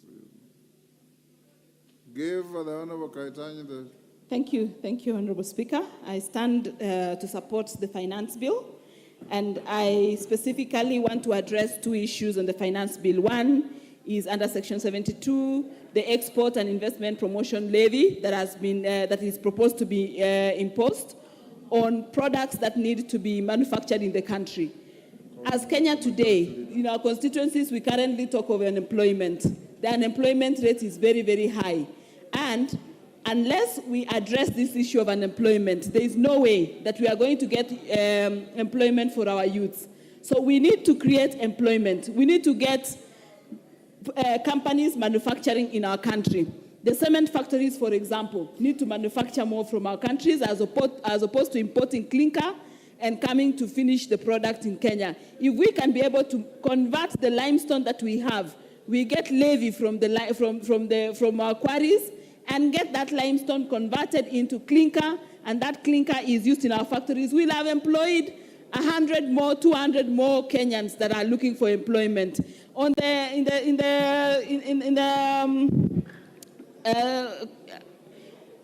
the sectors of roads and iron, we know that a lot of iron is imported. If we can be able to manufacture most of this iron, we know companies that manufacture right now, and the kind of number of employees that they have is they go into thousands. So by creating employment, by creating this levy, we are encouraging employment in our country. The second aspect that I want to raise is on the housing fund. Many issues have been raised on the housing fund, and I want to thank our president for thinking futuristic.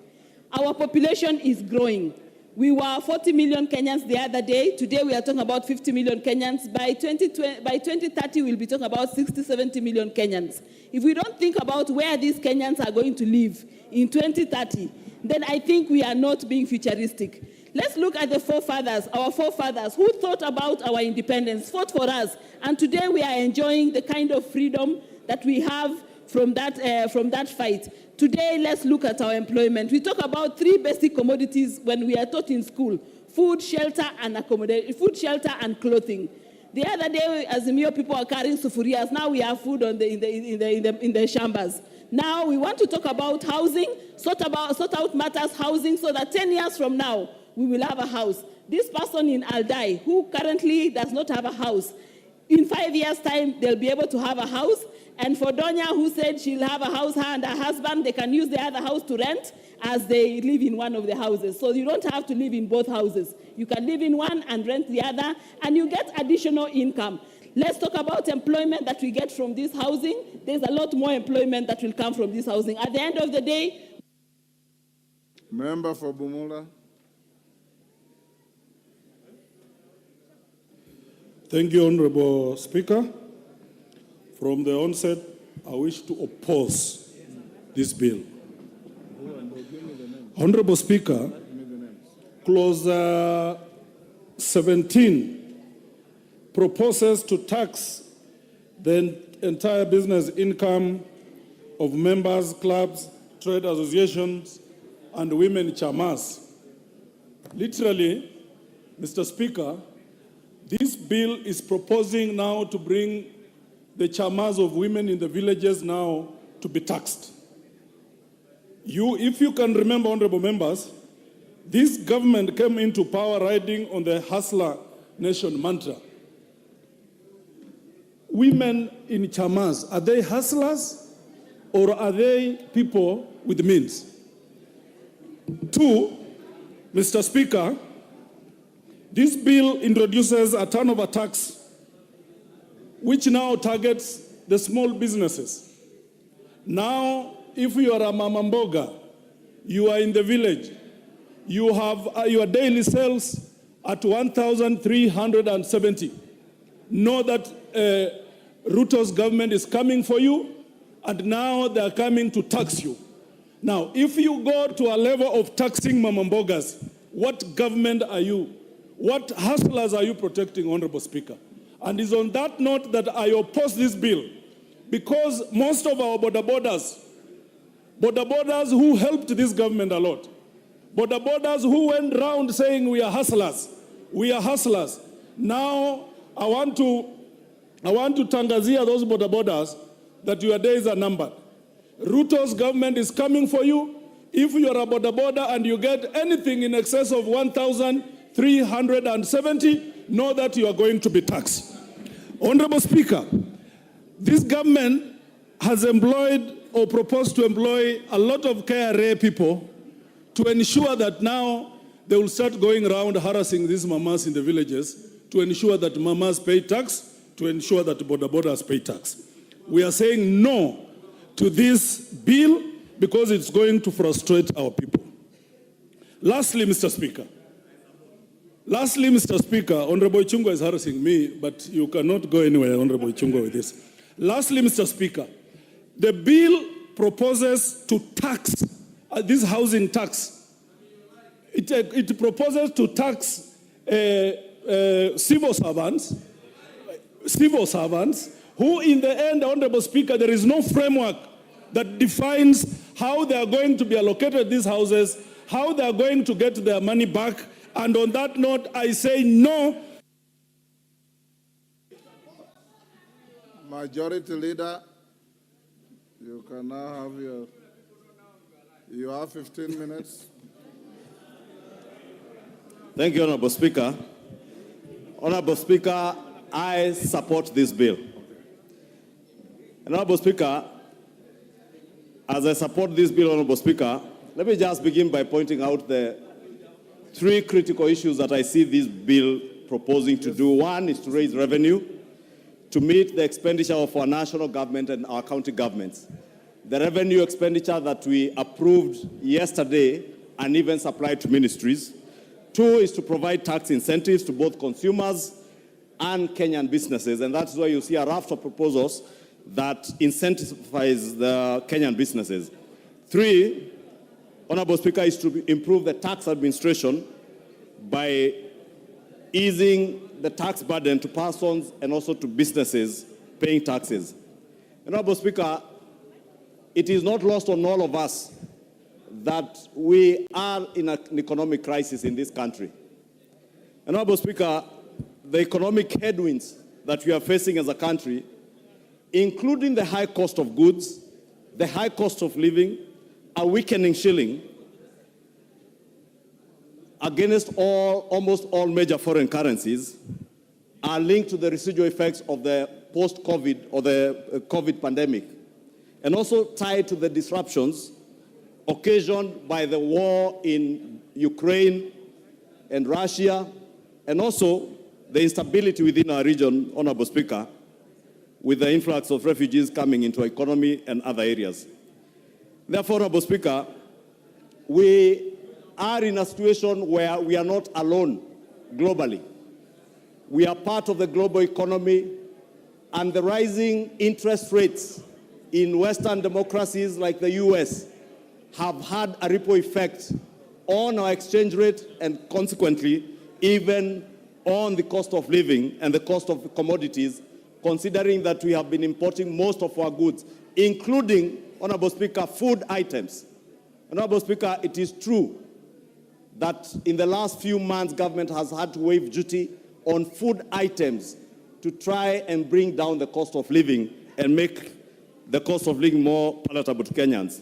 Honorable Speaker, this finance bill of 2023, and I must thank the chair of the Committee of Finance and all the members of the entire 15 members who sit in this committee, because for the first time, Honorable Speaker, Kenyans, even Kenyans who never knew what a finance bill entails, have had the opportunity to interact with this document and appreciate that there is something called a finance bill that raises revenue for government.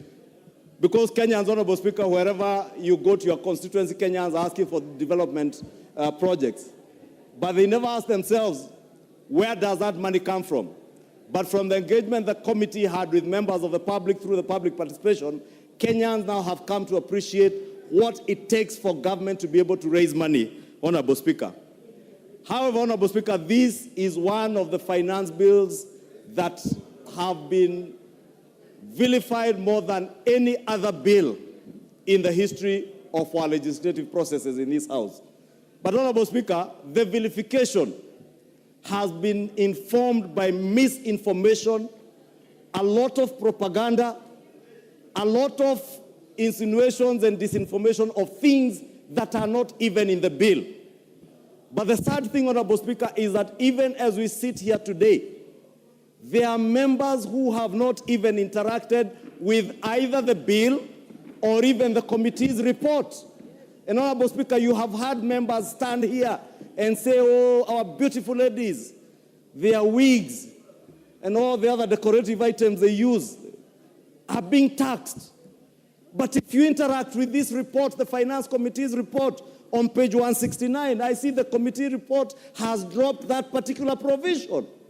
Honorable Speaker, I have had a member here, the member for Nyando, say that we are now taxing accidents, that insurance compensation will now be taxed. And I did hear even a veteran member like the member for Kathiani, the Honorable Robert Bui. And I confronted him that day when I saw him on radio speaking. And I asked him, Mheshimiwa, where in this bill did you read that people will be taxed for insurance compensation? And Honorable Speaker, if I draw reference, because it's good, to page 240 of the bill, this bill talks about taxation of input VAT on taxable supplies that you are being compensated after loss on input tax that you had already claimed against your output tax. Honorable Speaker, for someone who does not appreciate finances and taxation, it may be too much English. And maybe a number of us have been misleading Kenyans out there in funerals, in rallies, out of not knowing. But I want to confirm to the people of Kenya that a lot of the misinformation and propaganda that has been used to vilify this bill is untrue. There is no person who will have an accident and you'll be forced or you'll be required to pay VAT on your insurance compensation out of an accident. It is only on taxable supplies where you had claimed input tax, Honorable Speaker. Honorable Speaker, as we vilified this bill, Honorable Speaker, we forgot all the good elements about this bill, and I appreciate what many members, especially my colleagues in the minority, have been saying. I reject this bill in totality. As you reject this bill in totality, be kind enough to inform Kenyans that income tax on rental income is falling from 10 to 7.5%, but nobody says that. We only talk about what is going up, only VAT on fuel. And even VAT on fuel, Your Honorable Speaker, is not a new thing. We were here in 2018 on this floor. The same mouths today that are vilifying the rise of 8% to 16% advocated for the 8% that exists today from 0%. The same voices, Honorable Speaker, that vilify the housing levy today. And I saw someone on social media, somebody asking, did President William Ruto borrow this from the former Prime Minister? Because in the Azimio manifesto, I'm told the housing levy was part and parcel of that manifesto at 1.5%. Therefore, at least on this one thing, our two manifestos between the two competing political coalitions, we were agreed that there was a need for housing in this country. But today you will hear members asking, who asked you for a house? As much as nobody has asked me for a house, every day I walk around my constituency, young men and women asking me for jobs. How the housing agenda is much more beyond houses. It is about the creation of jobs. It is about the creation of wealth. It is about spurring economic development and economic growth in this economy that will be unmatched from the heavy investment that will come out of this housing levy. And I think since we are all agreed on the need for this housing levy, and I did hear two members in the morning, lawyers of high esteem, one of them is a senior counsel, Honorable Speaker, say, you know, the housing is a devolved function under Schedule 4 of the Constitution. But also forgot to mention that under Article 43 of the Constitution, housing is a fundamental human right that government is required to provide to the people of Kenya. And I couldn't bear not ask myself as I watched the Honorable Tienda Amolo in the morning trying to prosecute that case, and ask myself, if we were to argue that way, that we cannot tax Kenyans to provide housing to Kenyans, why are we taxing Kenyans to provide health care that is devolved? Why are you taxing Kenyans to provide water that is devolved, Honorable Speaker? Honorable Speaker, this bill has huge incentives for our manufacturing sector. It is true under the last regime, the Jubilee regime, prior to 2017, post-2018, after the handshake, the Big Four agenda had some of these proposals to grow our manufacturing contribution to GDP from 7 to 9%, or rather from 9 to 15%, Honorable Speaker. Instead, it fell from 9 to 7%. What is your point of order? Honorable Speaker, I think the majority leader has a duty to be factual in terms of our standing orders. I think it is not factual for the majority leader to stand here and tell Kenyans about the issue of the devolved functions on housing, while at the same time I'm raising on the question of the required to be factual. Standing order number 91. You will not intimidate me. You know that I am not capable of being intimidated, so shut up. You cannot intimidate me. Order. So, Order. Order. Honorable Lodge. Have you prosecuted your point of order? I have not finished. And my point of order is very well founded. It is required that anybody who presents their need are required to be factual. And even though the government taxes on everything, the duty to implement it is a fact. It is not on government. And on this taxation bill, it has not been put anywhere that this will be implemented by the county. Is the majority leader in order? And please remember, KK, you cannot intimidate me. You cannot. Ichungwa, carry on. Honorable Speaker, I choose to ignore that for obvious reasons. Honorable Speaker, I was on incentives. And Honorable Speaker, this bill proposes a raft of incentives that have lower tax implications to the people of Kenya. And I was talking about manufacturing, from the manufacturing of human vaccines in Kenya. Honorable Speaker, this bill speaks to incentives that will lower the rate of income tax and offer incentives for manufacturing of human vaccines in Kenya. And we all remember pre and post-COVID, the issues we had with COVID vaccines, Honorable Speaker, and what implication that will have to all our young men and women who are looking for jobs. Honorable Speaker, also in respect to local manufacturing, in the manufacture of motor vehicles, the bill has proposed a concessionary corporate income tax rate for local vehicle manufacturers at 15%, down from 30%. But nobody will mention this, Honorable Speaker. Nobody will tell you, among us those who are vilifying this bill, Honorable Speaker, that critical value chains in the manufacture of vehicles, including solar batteries, electric cars, their incentives have been input in this bill, and the committee actually has added further proposals even on the import of the electric cars and motor vehicles, Honorable Speaker, including electric motorcycles, to bring down the amount of fuel that we consume every month, Honorable Speaker, that is taking a huge chunk of our foreign exchange. Honorable Speaker, I have spoken about the rental income tax that is falling from 10 to 7.5%, bringing down the cost, the burden of tax for landlords and consequently to tenants who can now enjoy lower taxes, lower rents when the taxes being paid by landlords are being lowered, Honorable Speaker. Honorable Speaker, on VAT, those who tell you about, or rather vilify the bill, lying to Kenyans that they will pay VAT on tax, on insurance compensation, will not tell you that this bill is now exempting VAT for inputs on goods where farms used to manufacture drugs, both human and animal drugs, Honorable Speaker.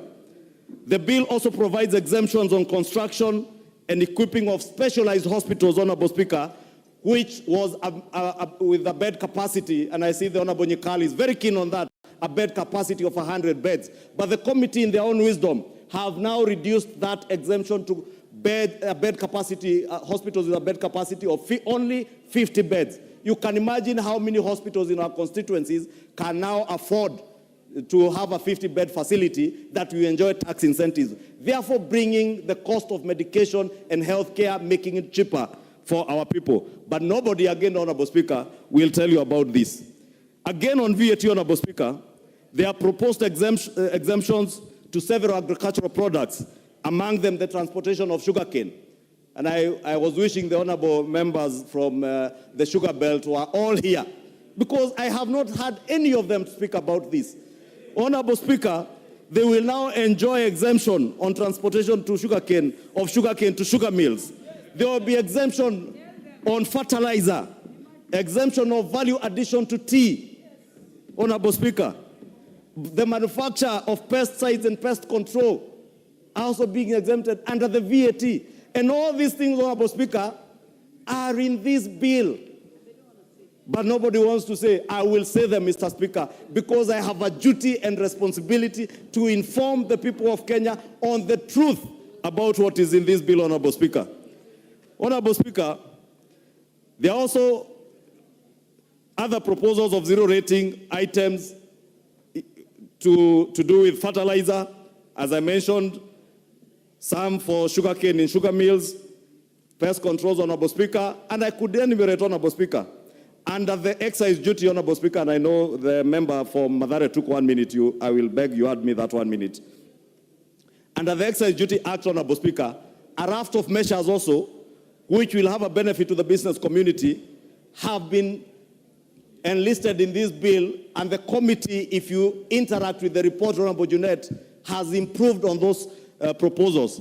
And the bill seeks, for instance, to remove the annual inflation adjustment for certain accessible goods that have been making business people and manufacturers to review the cost of. Give him 2 minutes. Honorable Speaker, the review of cost of prices were occasioned by the review of inflation on excise duty. This now will become a thing of the past.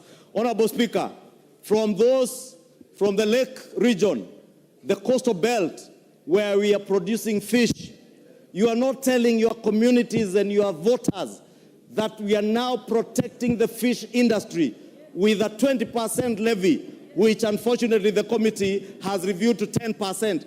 And this is to protect fish farmers in this country, and not just in Nyanza or the coast. Even fish farmers in Ondire, in Kikuyu, are now protected from cheap imports. And we have seen Chinese trawlers, Chinese coming, let me not mention countries, Honorable Speaker, apologies for that, but we have seen foreigners importing fish into our country, destroying our local farmers. We are protecting those people, but nobody is speaking about them. Allow me, Mr. Speaker, to speak about them.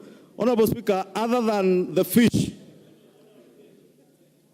imported furniture, Honorable Speaker, if you walk through all government offices, including our constituency offices, Honorable Speaker, we use imported furniture. There is now a levy of 30% on imported furniture to make sure that hustlers producing furniture on Gong Road, Karioko, Kariobangi, in Kikuyu, Makutano, they are able to produce furniture and be able to sell them even to government institutions, Honorable Speaker. But we are not speaking about this. It is easier to vilify this bill. It is easier to sell lies and propaganda, like those I have seen in Kiambu County, lying to people that even the doors that carry milk are being taxed. But they are not telling them that there are incentives for local chocolate manufacturers who use milk that will come from farmers in Githunguri, in Kiambu, or in Limuru. It is easier to sell lies, Honorable Speaker, but allow me to support this bill with nothing but the truth that is contained in this bill. And as a close, Honorable Speaker, I want to speak to the people of Kenya. You have been told many things vilifying this bill that are untrue. I want to assure you, should this House approve this bill, together with the amendments being proposed by the committee, you will see, you will not be as hurt as those who vilify this bill, as those who lie to you have made you believe. You will come to see it is only for your good, because we are here to represent you, to do and act in the best interest of the people without being directed by any other interests other than the interest of rising our economy from where it was left by the handshake regime and those who were there before us. And finally, Honorable Speaker, knowing and appreciating what has been said, we have two choices: to either raise taxes from the people of Kenya and finance the expenditures that we all approved here last night, or to go out and borrow. But we said and we committed as a Kenya Kwanza government, we shall not sink this country into a deeper economic hole by borrowing. We shall be innovative. There are innovations to tap into new taxes, like the digital economy, Honorable Speaker. And I appreciate the committee has brought the digital content providers from 15% to 5%. But there are also digital assets like the cryptocurrencies, Honorable Speaker, that are not being taxed. We are tapping into those things to be able to raise more taxes and expand the tax base. Finally, Honorable Speaker, let us not lie to Kenyans. If there are people who will pay more out of this, it is the rich. It is the rich who are earning 800,000, 500,000 shillings and above, who will pay more in terms of pay as you earn. Honorable Speaker, the other things that have been said about the hair products, I did mention all those are things in the past. The hustlers in the kinyozi salons are protected by the Finance Committee. Therefore, let us not vilify that what is good for political expediency. Let us, borrowing the words of my brother David Ochieng, let us be patriotic enough. If the housing levy in the Azimio coalition manifesto was a good thing, it is a good thing in the Kenya Kwanza manifesto, Kenya Kwanza implementing it. If it was a good thing not to overborrow in the Azimio manifesto. It is a good thing for the Kenya Kwanza government not to overborrow and raise taxes, raise revenues to make our country more sustainable and more economically independent, Honorable Speaker. And therefore, for the good of our country, I beg all of you, as we close this debate, Honorable Speaker, as I close my submission, I beg all of you, be patriotic. Be patriotic. Be patriotic. Love your country. Love your country more than you love politics and people clapping for you out there. They will clap at you, they will clap for you, but they Junaid Mohammed. Thank you, Honorable Speaker. Honorable Speaker, I stand to oppose the finance bill. Oh yeah, Honorable Speaker, I think this is the 11th finance bill that I'm participating in this House, Mr. Speaker. And Mr. Speaker, this is one of the most controversial finance bill I've ever seen. And there must be a reason for that. Because we have seen 11 finance bills before, for those who are with me here, and you can see the controversy it has created in the country. And we have a destiny as a parliament, Mr. Speaker. We have a date with the destiny this time, Mr. Speaker. Mr. Speaker, from the onset, I want to say that when we were passing the VAT bill, the VAT on fuel in 2018, Mr. Speaker, it is on record that I am the one who brought the amendment when the proposal was brought by the executive to raise taxes from 0% to 16%. I am the one who brought the amendment to the finance bill to reduce it to 0%. And that is one thing that was agreed unanimously by the whole House. And I remember even the Speaker then, J.B. Muturi, was supposed to subject that matter to Article 114 of the Constitution. But he waived it on the floor of the House, and he said the amendment should come directly to the floor of the House. And in the end, an agreement was made in the House here that we go to 8% and not 16%. Mr. Speaker, that 16% is the poison chalice that is in this finance bill, Mr. Speaker. Once we implement the 16% on fuel levy, everything else will go up in this country, Mr. Speaker. Let us not hide ourselves. Let us not close our eyes on reality. Let us be truthful to Kenyans. Let us not accept that. I'm told the proposal might be from IMF, from where. Let us not care. This House must stand together and stand with the people of Kenya because we must make life bearable for them. That is our work. That's why they elected for us. Secondly, can I tell the majority leader that the housing levy that he has alluded to in the Azimio manifesto is completely different from what is on this finance bill, Mr. Speaker. Our housing levy was modeled in accordance with the Singapore model, where we were supposed to collect money cheaply, affordably, in a manner that is bearable to the people of the Republic of Kenya, Mr. Speaker. Not this one of collecting through the nose, Mr. Speaker.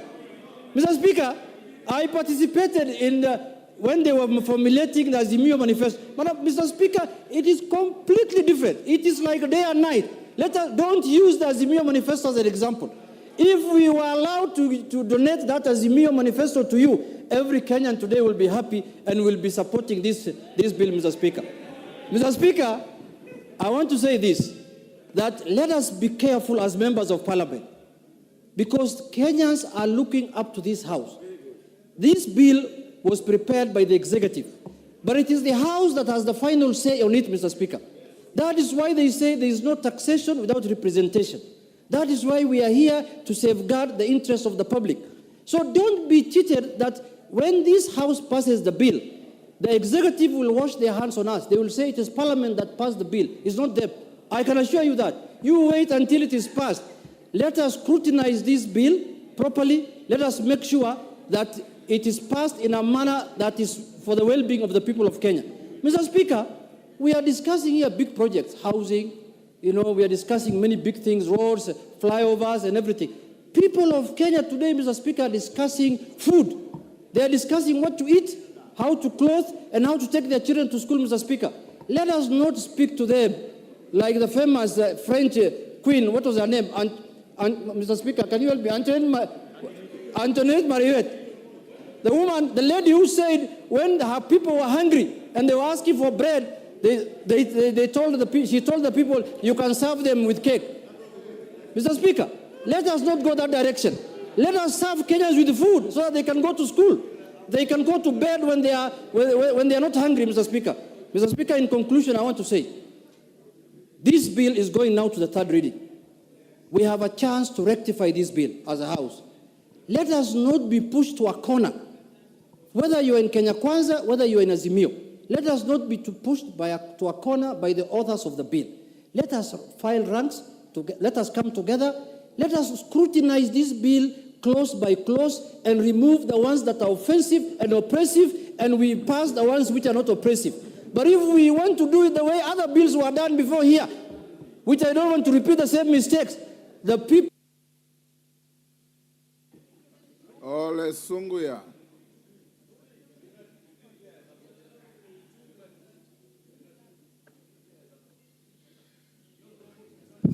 Thank you, Mr. Speaker.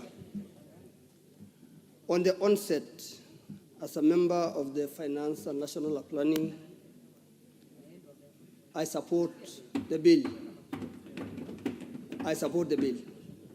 Honorable Speaker, the Finance Bill 2023 will be a game changer to this honorable country called Kenya.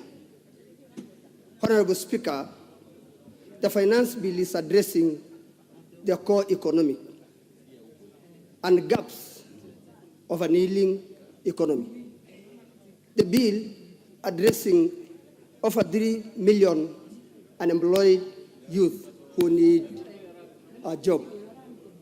Honorable Speaker, the bill is a historic bill that will mark a better start of the economy recovery. Mr. Speaker, sir, the bill is addressing the debt reduction, which now stand, the debt in Kenya stand at 9 trillion, which was left by the last regime. Mr. Speaker, our projects was stalled, and men and women of the last regime put the money on their pocket instead of our projects. Honorable Speaker, the bill is an important bill that will change this country, will address a number of education of millions of people and students that are unsheltered. Millions of Kenyans to finance the roads, to finance millions of people of Kenya who are thirsty. Mr. Speaker, I stand to say that this finance bill will address many gaps through even CDF, that a number of things and health need to be addressed. I stand to say that this bill must be passed. Thank you, Honorable Speaker. Mama Zamzam.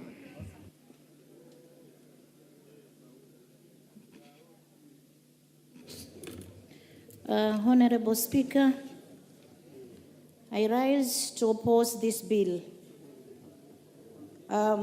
Honorable Speaker, Kenyans have braved harsh economic times in the last couple of years.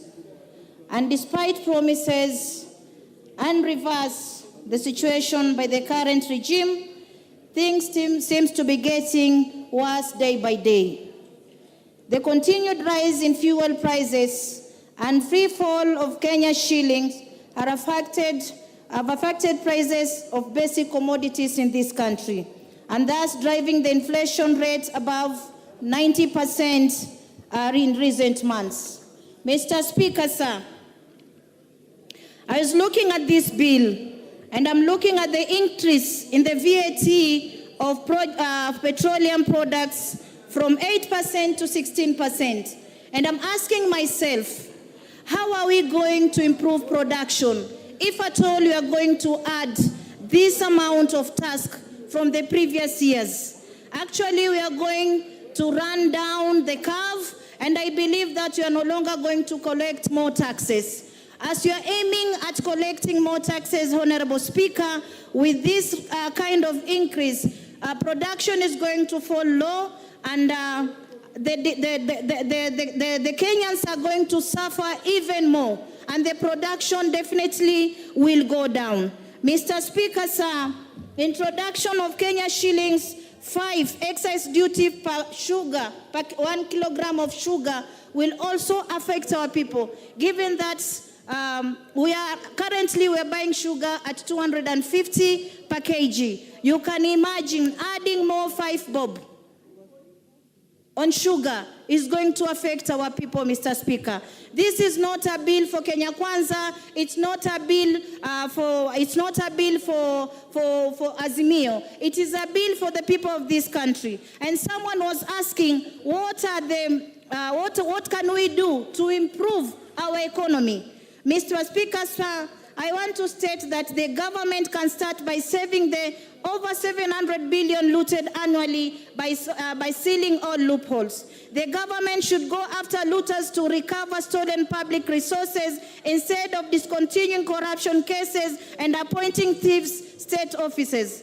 Cut down the size of government. A broke government should not be recruiting 51 principal secretaries and an equal number of illegal cabinet administrative secretaries.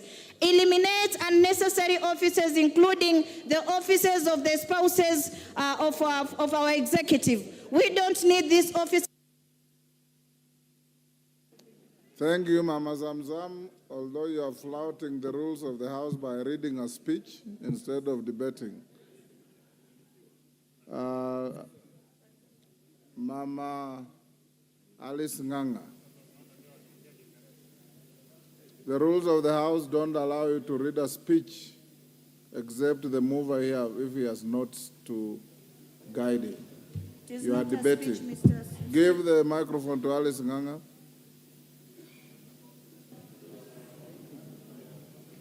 What's the problem?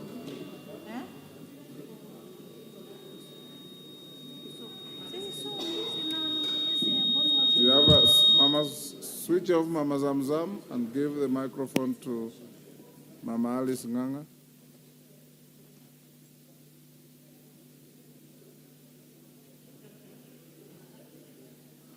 Give her a portable microphone if you are not able to give her. Thank you very much, Honorable Speaker. I rise to support the Finance Bill 2023. Honorable Speaker, I want to go on record today that we are leaders and we came here to this parliament to guide those people who gave us position to come and represent them here.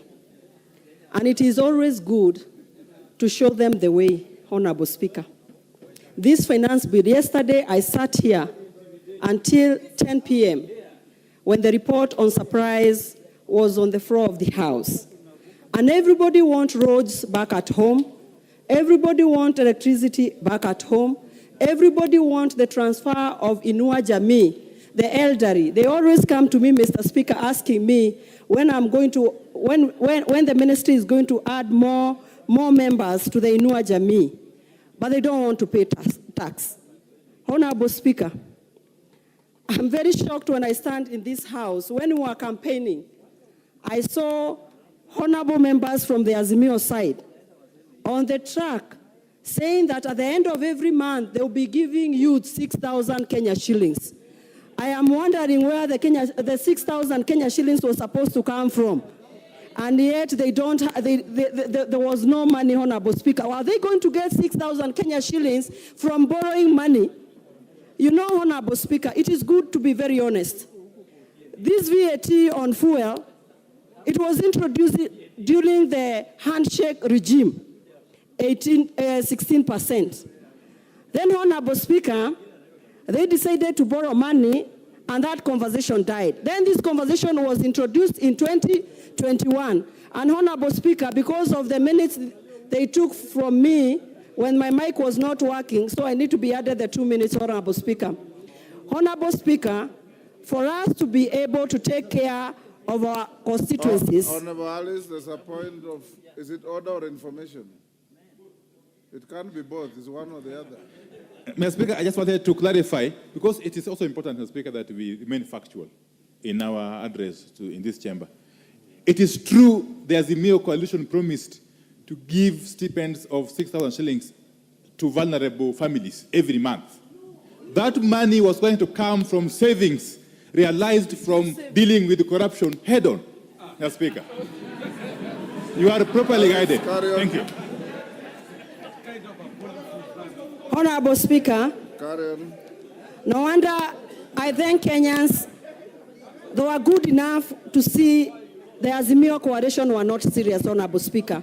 And that's why they gave the Kenya Kwanza government an opportunity to take.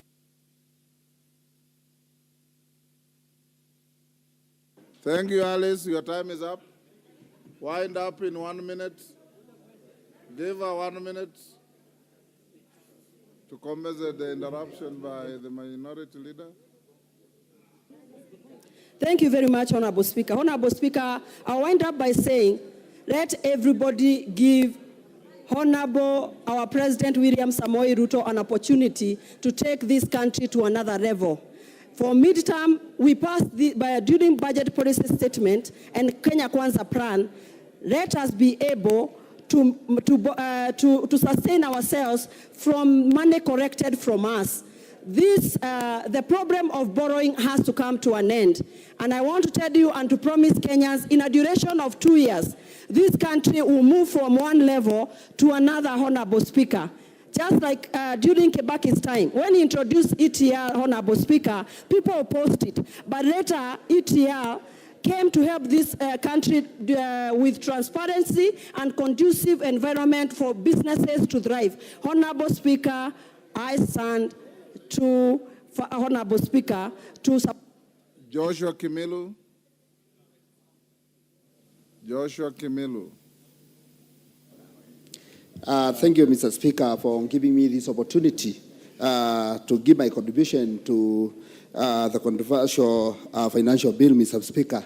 Mr. Speaker, I rise to speak because while fiscal policies and revenue generation are important, Mr. Speaker, we also need to look at the interests of our people, Mr. Speaker, we read. It is equal imperative to question the impact those policies have to our people, Mr. Speaker. Unfortunately, the implication of the proposed Finance Bill 2023, Mr. Speaker, will only separate burden to the citizen and even more to the Asalas nation that the current administration. Speaker. Mr. Speaker, the issue of house levy, Mr. Speaker, it is very important, Mr. Speaker, for the nation to give the Kenyans options to build the houses or to do what they can do through their contribution voluntarily to do their houses, Mr. Speaker. Honorable Speaker, Kenyans are proactive people, Mr. Speaker. On the ground, as I quote, Kunjituma, Mr. Speaker, there are Kenyans who are struggling now, paying their loans for the houses, Mr. Speaker.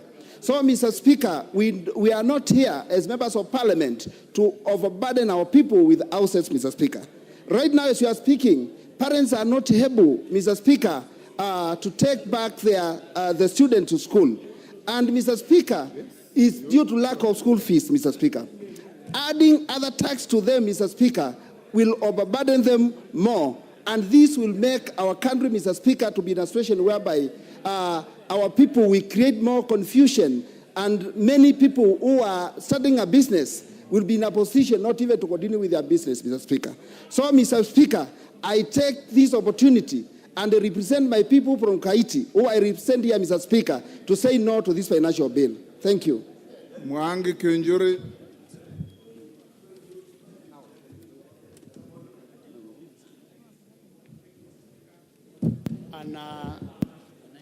Give to Mwangi Kiunjuri the microphone.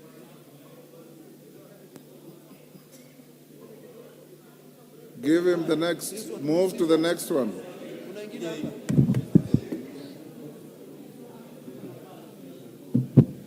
Thank you, Mr. Speaker.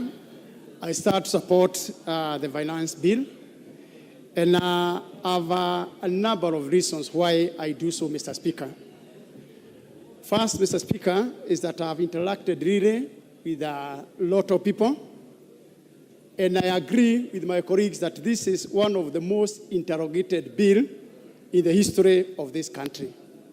This is the only bill, Mr. Speaker, whereby those old women in the villages, 70, 80 years, old men, you go to the markets, to the streets, Kenyans are discussing finance bill. All social platforms. And therefore, Kenyans are informed of what is happening and what they expect out of this bill. The most fortunate thing is that, Mr. Speaker, there are several questions that are asking. One of the questions is, how did we get to where we are today?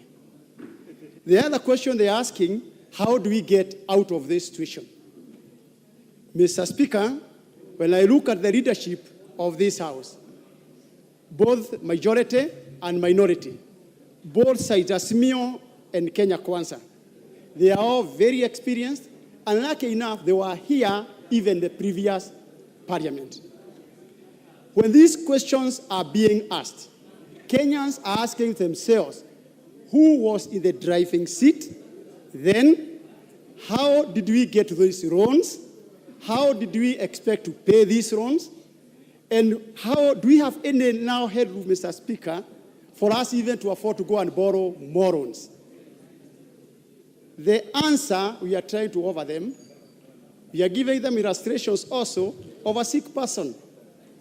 And this sick person will die, either you take care of them, or we make serious decisions to take a surgery. And therefore, Kenyans must agree to go through this painful surgery to enable us get to the next level. We might have came in different boats, Mr. Speaker, but now we must pedal together or we sink together. Mr. Speaker, we have no other choice, and we have to be very genuine to our people. Either we do politics, we continue politicking, or we look for a way to get Kenyans out of the deep hole. And there is no way we are going to attain that, Mr. Speaker, unless we are truthful to our people. Yes, Kenyans will expect us to oppose this bill. But if we oppose it, Mr. Speaker, how will we tell them?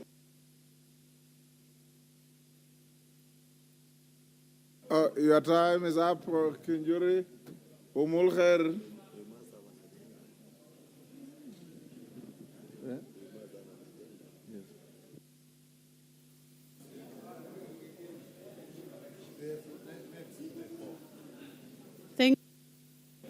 Thank you, Mr. Speaker. I rise to oppose this motion, this debate, because of the various factors. Number one is the digital tax. As a youth representative in this House, it is not fair to young people who have turned out to be content creators to be taxed. The government tells them there are no jobs, but when they create jobs, we are busy taxing them, especially on the digital space. For that reason, I am not for this. Number two is the issue on the housing levy. Where I come from, as at yesterday, we lost 8 young officers along the roads of Ijara and Bodai because we don't have roads. For the longest time, these same people have been paying taxes, but we have not given them roads. Here we are telling them, forget about roads, we'll give you houses. How is that fair? It is not a priority for us because we have houses and we are ready to have our roads built fast. And thirdly, I want to also state that our Azimio side, when we were talking about housing levy, we were not planning to tax Kenyans. So let us not use that as an excuse. We had a better plan. Approach the owners of the idea so that we can tell you how we were planning to provide houses. And on my final remarks, as a Muslim leader, this is unfair. It is not fair to judge to provide all these burdens for Kenyans. and without fear of intimidation, if we are to go to the ballot today, Kenya Kwanza leaders are going to see what Azimio One Touch saw in 1906. That finance bill is going to fail, and it is not going to be an honest point because we know where you stand. You are only scared to come out. Thank you, Mr. Speaker. Your time is up. Didymus.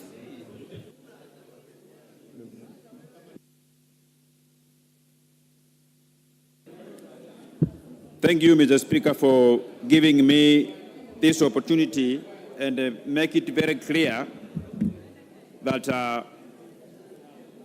I want to support this particular bill. By supporting this bill is basically processing this bill for improvement through a committee of the whole House. Mr. Speaker, I have gone through the report of the committee.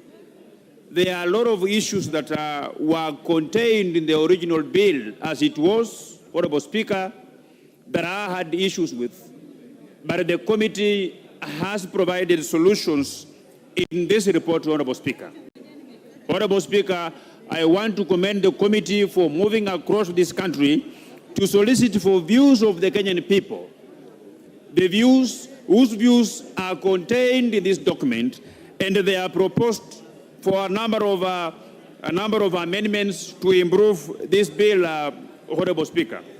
Honorable Speaker, I am particularly happy because we have very many people who are misleading Kenyans that the reduction of tax on spare parts that are used in aviation, in aircraft, that they were going to benefit the rich people, but the reduction of taxes on aeroplane spare parts is going to bring back the business of aircraft maintenance back into this country, and this is going to create very many jobs that are going to assist our people going forward, Honorable Speaker.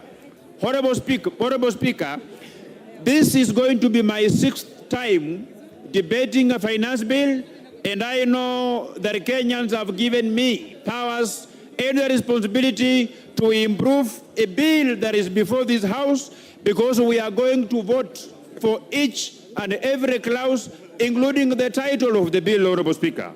Honorable Speaker, I want to make it clear that the areas that Kenyans who are concerned have been looked into by the Committee on Finance, and even after the Committee on Finance have gone through whatever Kenyans were raising issues with, we also have an opportunity through proposing further amendments, and I want to urge my fellow members of Parliament that we should not throw the baby with bath water, but let us improve this document, because the government must continue to function by getting money from the people going forward, Honorable Speaker. With those very few remarks, I support. Member for Kamukunji. Kamukunji, yours is very much. Thank you, Mr. Speaker, for giving me the opportunity to contribute to this particular debate. I represent a constituency in Nairobi with a substantial number of low-income population, many of them who live below the poverty line. And when I speak about Kamkunji, I'm not talking about a constituency or a neighborhood in a remote area of our country. Kamkunji is only about 1 kilometer from this August House and also from the center of power. And that's why I think it is important to put into context that many of the children in Kamkunji have the same dreams like any other child. They have a dream of living a better life, a dream of having access to good schools, a dream of having access to good education and medical care, a dream to have a decent, affordable housing. But unfortunately, Mr. Speaker, they don't benefit from many of those things as we speak today. They also have a dream as Kenyans of a prosperous and a better Kenya. And that's why I think, for example, many of the aspects of this finance bill would contribute for us to be able to fund the necessary infrastructure that we need, particularly with the housing program. The housing program would be of a great benefit for the people of Kamkunji because much of Kamkunji consists of slums where people live in squalid conditions. It will also provide employment to the young people of my constituency, as well as help many of the traders from the Juakali centers. And we have the largest Juakali in the country to be able to do things for the development of this housing project. And Mr. Speaker, you cannot be an independent country, a free and independent country, if you cannot put your infrastructure in place, if you cannot pay for your health and education and lift the economy of your country. Therefore, we need to pay for this and stop being beggars in the world, carrying a begging bowl, asking for help. We need to fund our own development. And the Kenyan citizen is an agent of his own development. And therefore, I support this financial bill, Mr. Speaker. Thank you. Honorable Mudhoni. The member, is in your name, Mudhoni? The nominated member from Meru. Isn't she called Mudhoni? Thank you, Honorable Speaker. Honorable Speaker, I rise to support this bill this afternoon. Honorable Speaker, I'm so shocked this evening, Honorable Speaker, and saddened by the fact that yesterday, Honorable Speaker, we sat here and we were taken through the appropriation bill, and this House, including the opposition, went through the bill and we all unanimously supported it. Honorable Speaker, we supported because we knew all the things that we seek for our constituencies will come from what we appropriated. Honorable Speaker, I'm shocked because now I'm seeing a turnaround that some of our members want to imagine that money will come from the blues. Honorable Speaker, what this finance bill is trying to bring about and the cure of all the things that we want for ourselves, Honorable Speaker, will be gotten from this finance bill. Honorable Speaker, I heard members complaining that people cannot afford even 2 meals in a day. And they are not even commending this committee for putting clause 3, where they have very clearly stated that fertilizer will be zero-rated. And that means, Honorable Speaker, this country will be able to have food security, and each and every homestead will be able to afford 2 meals in a day. As I conclude, Honorable Speaker, I want everyone to appreciate that this country, Honorable Speaker, is at a state like where a milkman continues milking an emaciated cow. Honorable Speaker, for you to realize and get good returns from a cow, you have to feed it and feed it properly so that it can continue producing enough milk. Honorable Speaker, this is the more reason why each and every member in this House should support this finance bill. Thank you, Honorable Speaker. Honorable Clive Gisairo. Yes, what's the point of order? Who is on a point of order? Honorable? Okay, hold on, Honorable Clive. Go ahead. Give him the mic.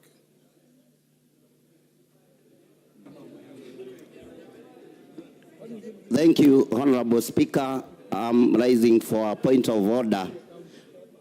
Number 95, you call the mover to reply. Thank you, Honorable Speaker. I hear you. The interest still looks quite massive. let me hear a few more members before I come back to a point of order. Clive? I have already given the floor to the member. Thank you, Mr. Wakitutu Speaker. Masaba. Thank you, Mr. Speaker. Yes, what's your point of order? Order, Clive. Mheshimiwa Spika, mimi umenionea. Nilikuwa namba 22 katika bodi yako. Nimekaa hapa tangu asubuhi, sijapata nafasi ya kuzungumzia mswada huu. Mbona wanitenga? Honorable Mbeyu, each and every member here has an equal right to speak. And everybody will have a chance to speak. There are balances that we are doing. Your own leaders are also encouraging the chair to give certain members, and the chair cannot ignore that. Every member will speak. Na kusema ya kwamba unaonewa, wewe ndio unaonea mwenyekiti wa kikao hichi, kwa sababu kila mwanachama aliyoko hapa, kila mheshimiwa, kuna wengine wamekaa hapa tangu asubuhi, wengine tangu jana. Hata ule mheshimiwa wa Lugara ameketi karibu na wewe, amekuwa anainua mkono kila wakati, na yeye anangojea pia kuzungumza. Kwa hivyo waja tungojee, ukifikiwa utazungumza, usipofikiwa itakuwa hivyo.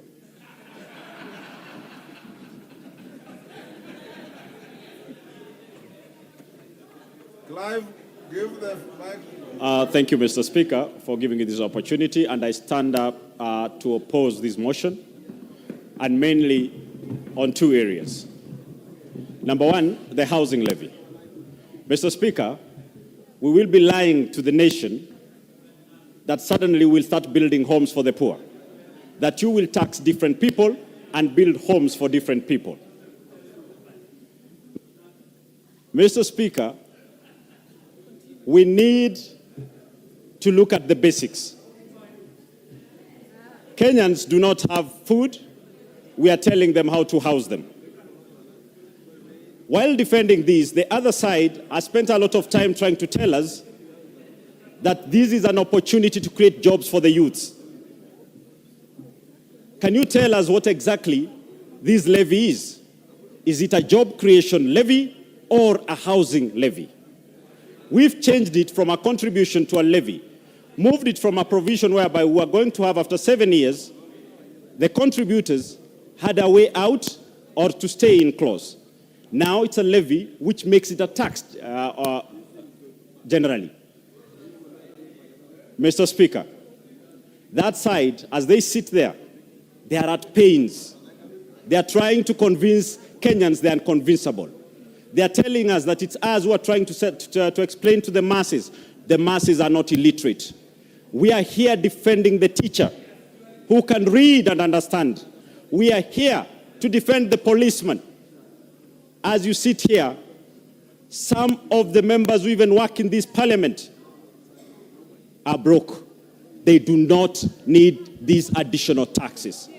Mr. Speaker, the second item is on the tax on petroleum products. By them saying that it was members from this side who are busy pushing for 16% and they made it 8%, now it's time to move it to 16%, that is wrong. The moment we tax petroleum more, the border will be out of business, and you saying you'll provide for them electric bikes, you are lying to them, because electricity currently as it is, for 1,000 shillings electricity bill when you buy tokens, 130 is petroleum charge. You cannot even afford to charge that bike you're telling them. Mr. Speaker, I stand to oppose this, and that side, let us focus on how to provide jobs to Kenyans and not building jobs, because they are not there. You are lying to Kenyans. I oppose this bill. Honorable Wamuchomba.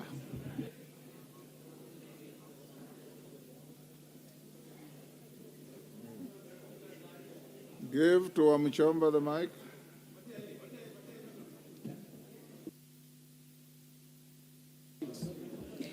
Thank you, Mr. Speaker.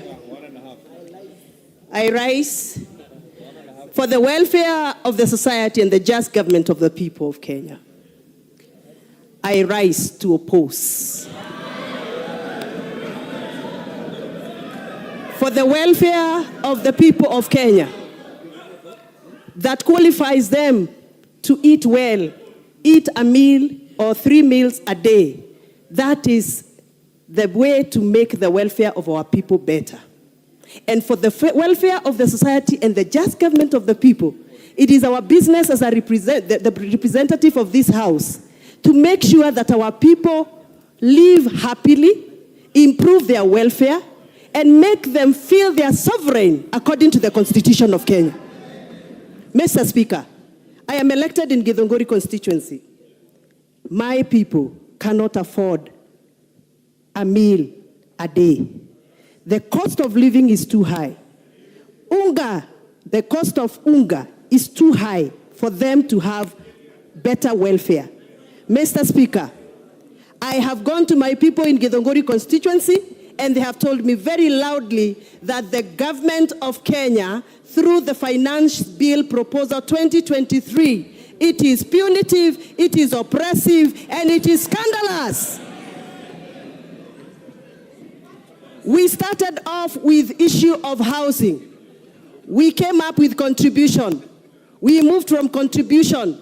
We made it a levy. We have moved from the levy. Now we are calling it a task. Is that not scandalous?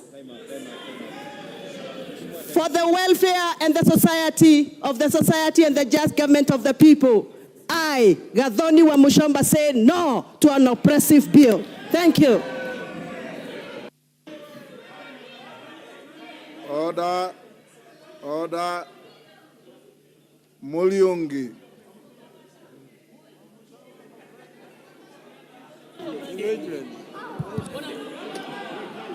Thank you, Mr. Speaker. I rise to oppose the finance bill from the onset. Mr. Speaker, the finance bill goes against the wills and expectations of poor Kenyans, and I agree with my predecessor who has just spoken that this bill is insensitive to Kenyans because it proposes to overtax the already burdened Kenyans. Mr. Speaker, Kenyans expected a bottom-up economic model which would put money into the pockets of people, the hustlers, and reduce the cost of living, among others.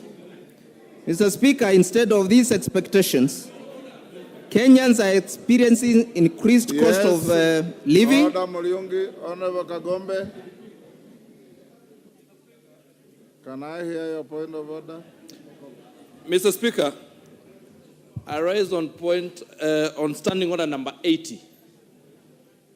It is against the tradition of this House and the rules of this House to read a speech, not unless it has been expressly granted by the Speaker.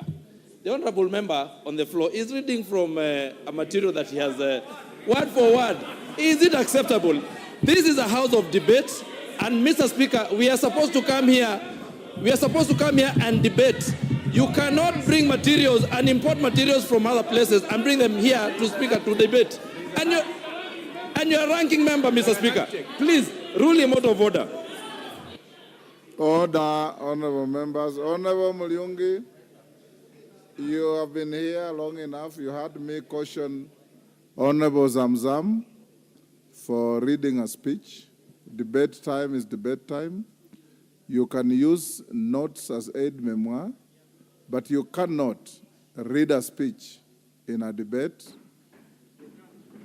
If you are reading a speech, desist, I had not noticed. Go on. Mr. Speaker, I went to school. And I'm not an idiot. I'm looking at this report, and I have to refer to it. So when my eyes look down, that member should not say I'm reading a speech. And I'll continue to look down. Mr. Speaker, he is not my equivalent. Yeah? I'm the one who designed this chamber. Mr. Speaker. Order. Mr. Speaker. Order. Honorable Mulyungi. Honorable Mulunga, I don't think Honorable Kagombe, sit down. I don't think Honorable Kagombe was malicious in that point of order. He perceived you to be reading, and I just told you, if you are reading, it is wrong. If you are not reading, you ignore it and carry on. You don't have to get agitated. These are your colleagues.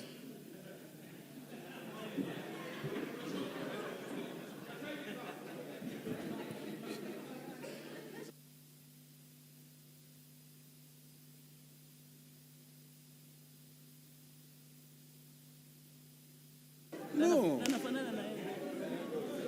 Kuja tumia hii.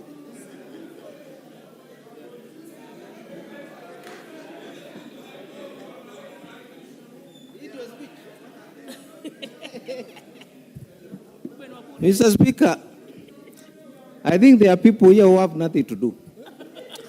Mr. Speaker, I have risen to oppose this bill vehemently because Kenya Kwanza promised to put money in the pockets of Kenyans. They promised to put money in the pockets of hustlers, the mama mboga, the boda boda. Instead of doing that, they are taking that money from their pockets to State House. Mr. Speaker, anything that overburdens the people of Mwingi Central, which I represent, I will oppose it till I die. Mr. Speaker. And you have seen even from the government side, they are also opposing. Why are they doing it? Yeah? So, Mr. Speaker, Kenya Kwanza, instead of overtaxing Kenyans, they should look at better ways. Yeah, better ways. That's what you wanted to do. So that, yeah, that's what you wanted me to do. Look at better ways of raising money. Instead of putting tax on unga, putting tax on fuel, which is going to increase bus fare, border fare, and increase even the cost of living for that border. And the mama mboga, who Kenya Kwanza promised to put money in their pockets, and now they are taking that money away from them. Therefore, Mr. Speaker, I vehemently oppose the finance bill. Thank you. Kangoko Bowen.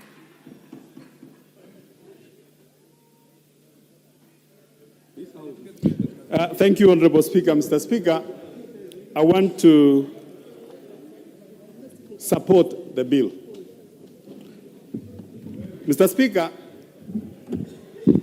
taxation is the only the principal source of revenue in all government in the world.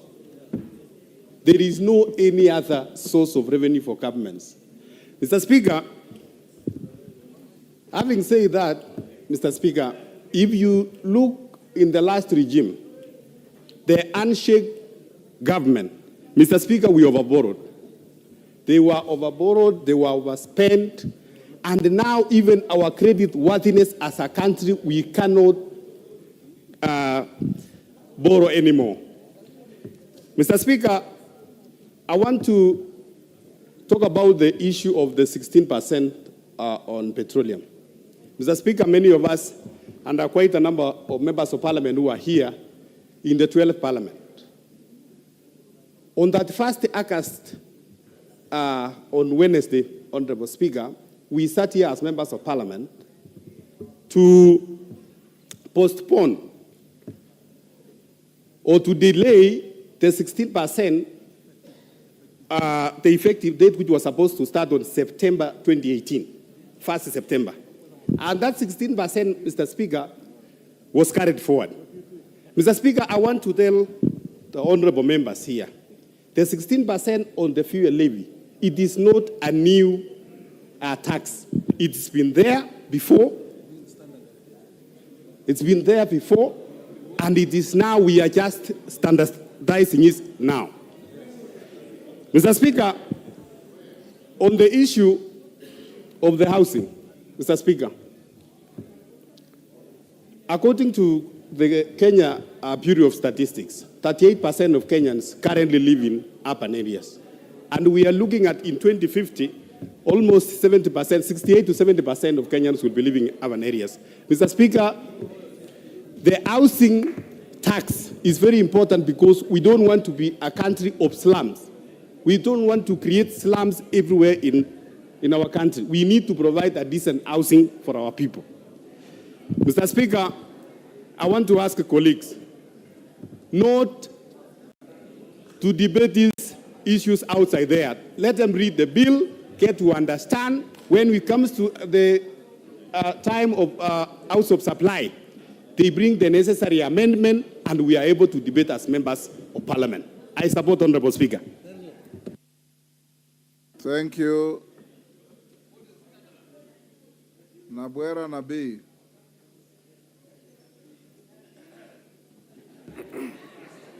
Thank you, Mr. Speaker. Mr. Speaker,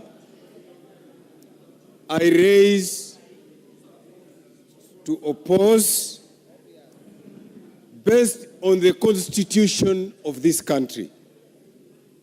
Article 1 of the constitution of this country provides all sovereign power belongs to the people of Kenya and shall be exercised only in accordance with this constitution. We took an oath here, Mr. Speaker. We did not take an oath to lie. We took an oath to defend the constitution. The first thing I looked at when I read the report of the committee was to look at, Mr. Speaker, the petitions I am aware of from Kupet, from NAT, from other people, including farmers in my constituency. They are not attached. That shows that the committee in itself did not do a just job. Secondly, Mr. Speaker, Article 201 of this constitution says, the following principles shall guide all aspects of public finance in the Republic. A, there shall be openness and accountability, including public participation in financial matters. The people of Kenya have spoken in public forums and said this finance bill is oppressive. As a parliament, we are left with one thing to do. To relook at it and say, this one, wamekataa. Can we give them what they want? Mr. Speaker, I want to help my colleagues. Is it true that there are no other ways to raise the money? The answer is no. I serve in the Public Accounts Committee, Mr. Speaker. And if we were just to close the taps of pilferage, we raise 600 billion shillings, the money we are looking for. Mr. Speaker, where is it in this world that you can milk a cow you have not fed? What we are attempting to do with this finance bill is to milk a cow that we have not fed. Thank you, Mr. Speaker. Okay.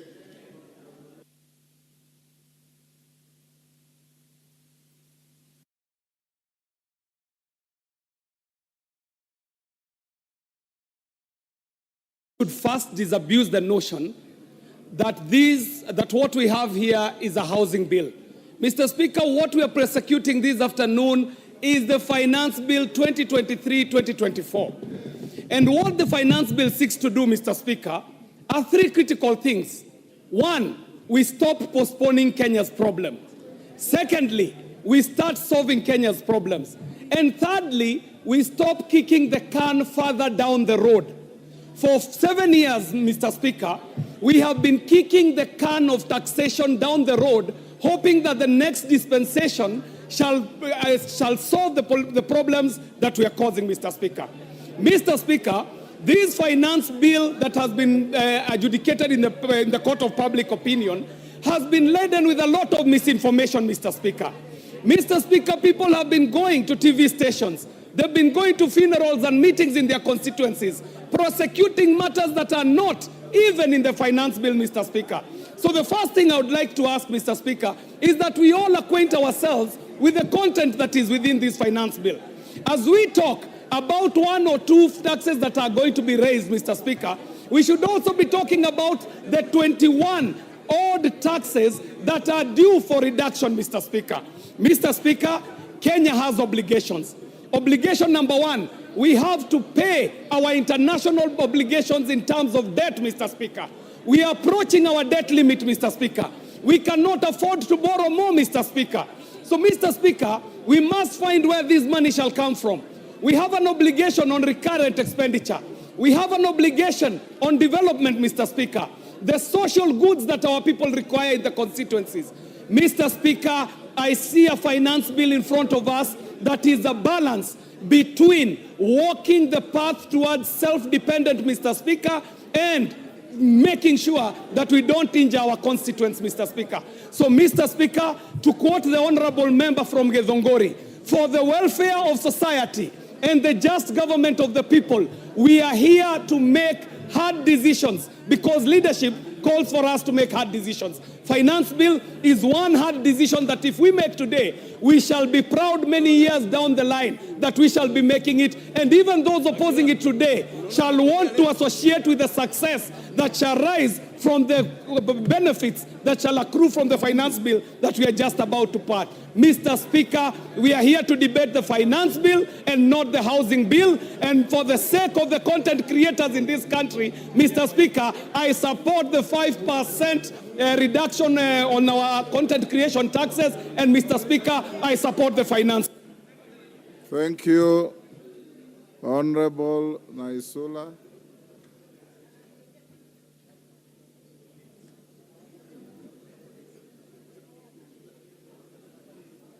Thank you, Mr. Speaker. I rise to oppose the finance bill that is in front of us, Mr. Speaker. And I just want to say that I am actually amused by my colleagues from the other side of Kenya Kwanza, whom during their campaigns were insisting on the issue of listening to the hustlers and listening to the ground. If anything, they coined the phrase, tunasikiza ground. I am actually surprised that after they have won the election, the ground does not seem to matter and those people do not seem to matter. And I just want to warn them that if you do not listen to the ground right now, kitawaramba when the time actually comes.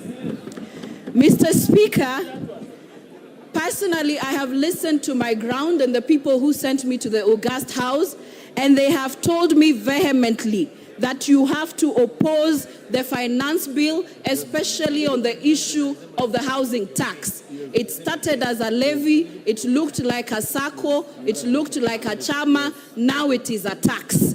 And they have told me that the people of Samburu West are interested in their security, they are interested in them having an environment where they can live peacefully, and they are not interested in the 1.5% tax on housing, Mr. Speaker. The second thing, Mr. Speaker, and I don't know why we're even focusing so much on the housing tax, it is on the issue of the 16% on the fuel levy, Mr. Speaker. In the last parliament, we came together in this house and we actually opposed the 16% rise on the fuel levy. And I just want to tell the same hustlers who have been forgotten that once the 16% fuel levy is increased, they will really feel the pinch because the cost of living will actually go up, and even the cost of manufacturing in this country, Mr. Speaker, will go up. We are saying we are creating jobs, but if the manufacturers and the investors will run away from this country, Mr. Speaker, how will we be making or how will we be creating employment in this house, in this country, Mr. Speaker?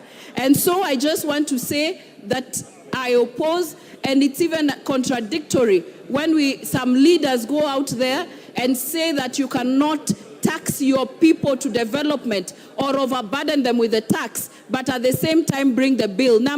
The last thing, Mr. Speaker, the same leaders who are on the other side were the ones who are opposing everything that the previous regime was doing, but they are doing the same things and bringing the same proposals into this house. We know you want to do it in your first year and your second years and go out and again lure and lie to. John Waluke.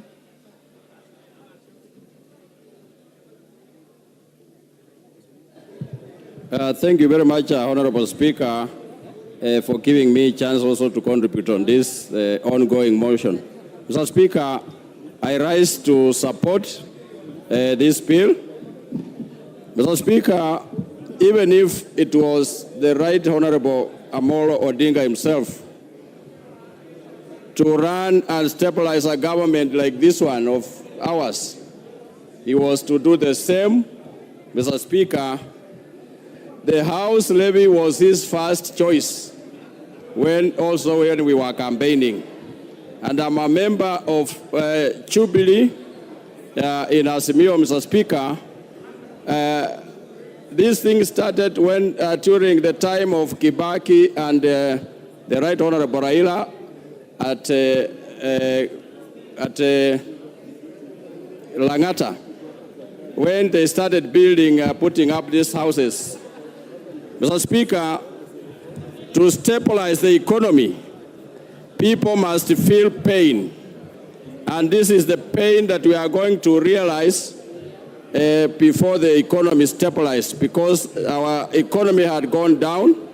And I support this bill, Mr. Speaker, and urge all the members of this House to support this bill, Mr. Speaker, finance bill, so that we bring our economy back to where it is supposed to be. Thank you very much, Mr. Speaker. I support. Order, honorable members, order. Order. Honorable members, I know this is an interesting debate, but take your cool. Keep your cool. Don't stand up and raise your hands up in the air as if we are in a rally. This is Parliament. I encourage you to maintain decorum. Everybody, subject to what you will agree, will have a chance to speak. Atandi.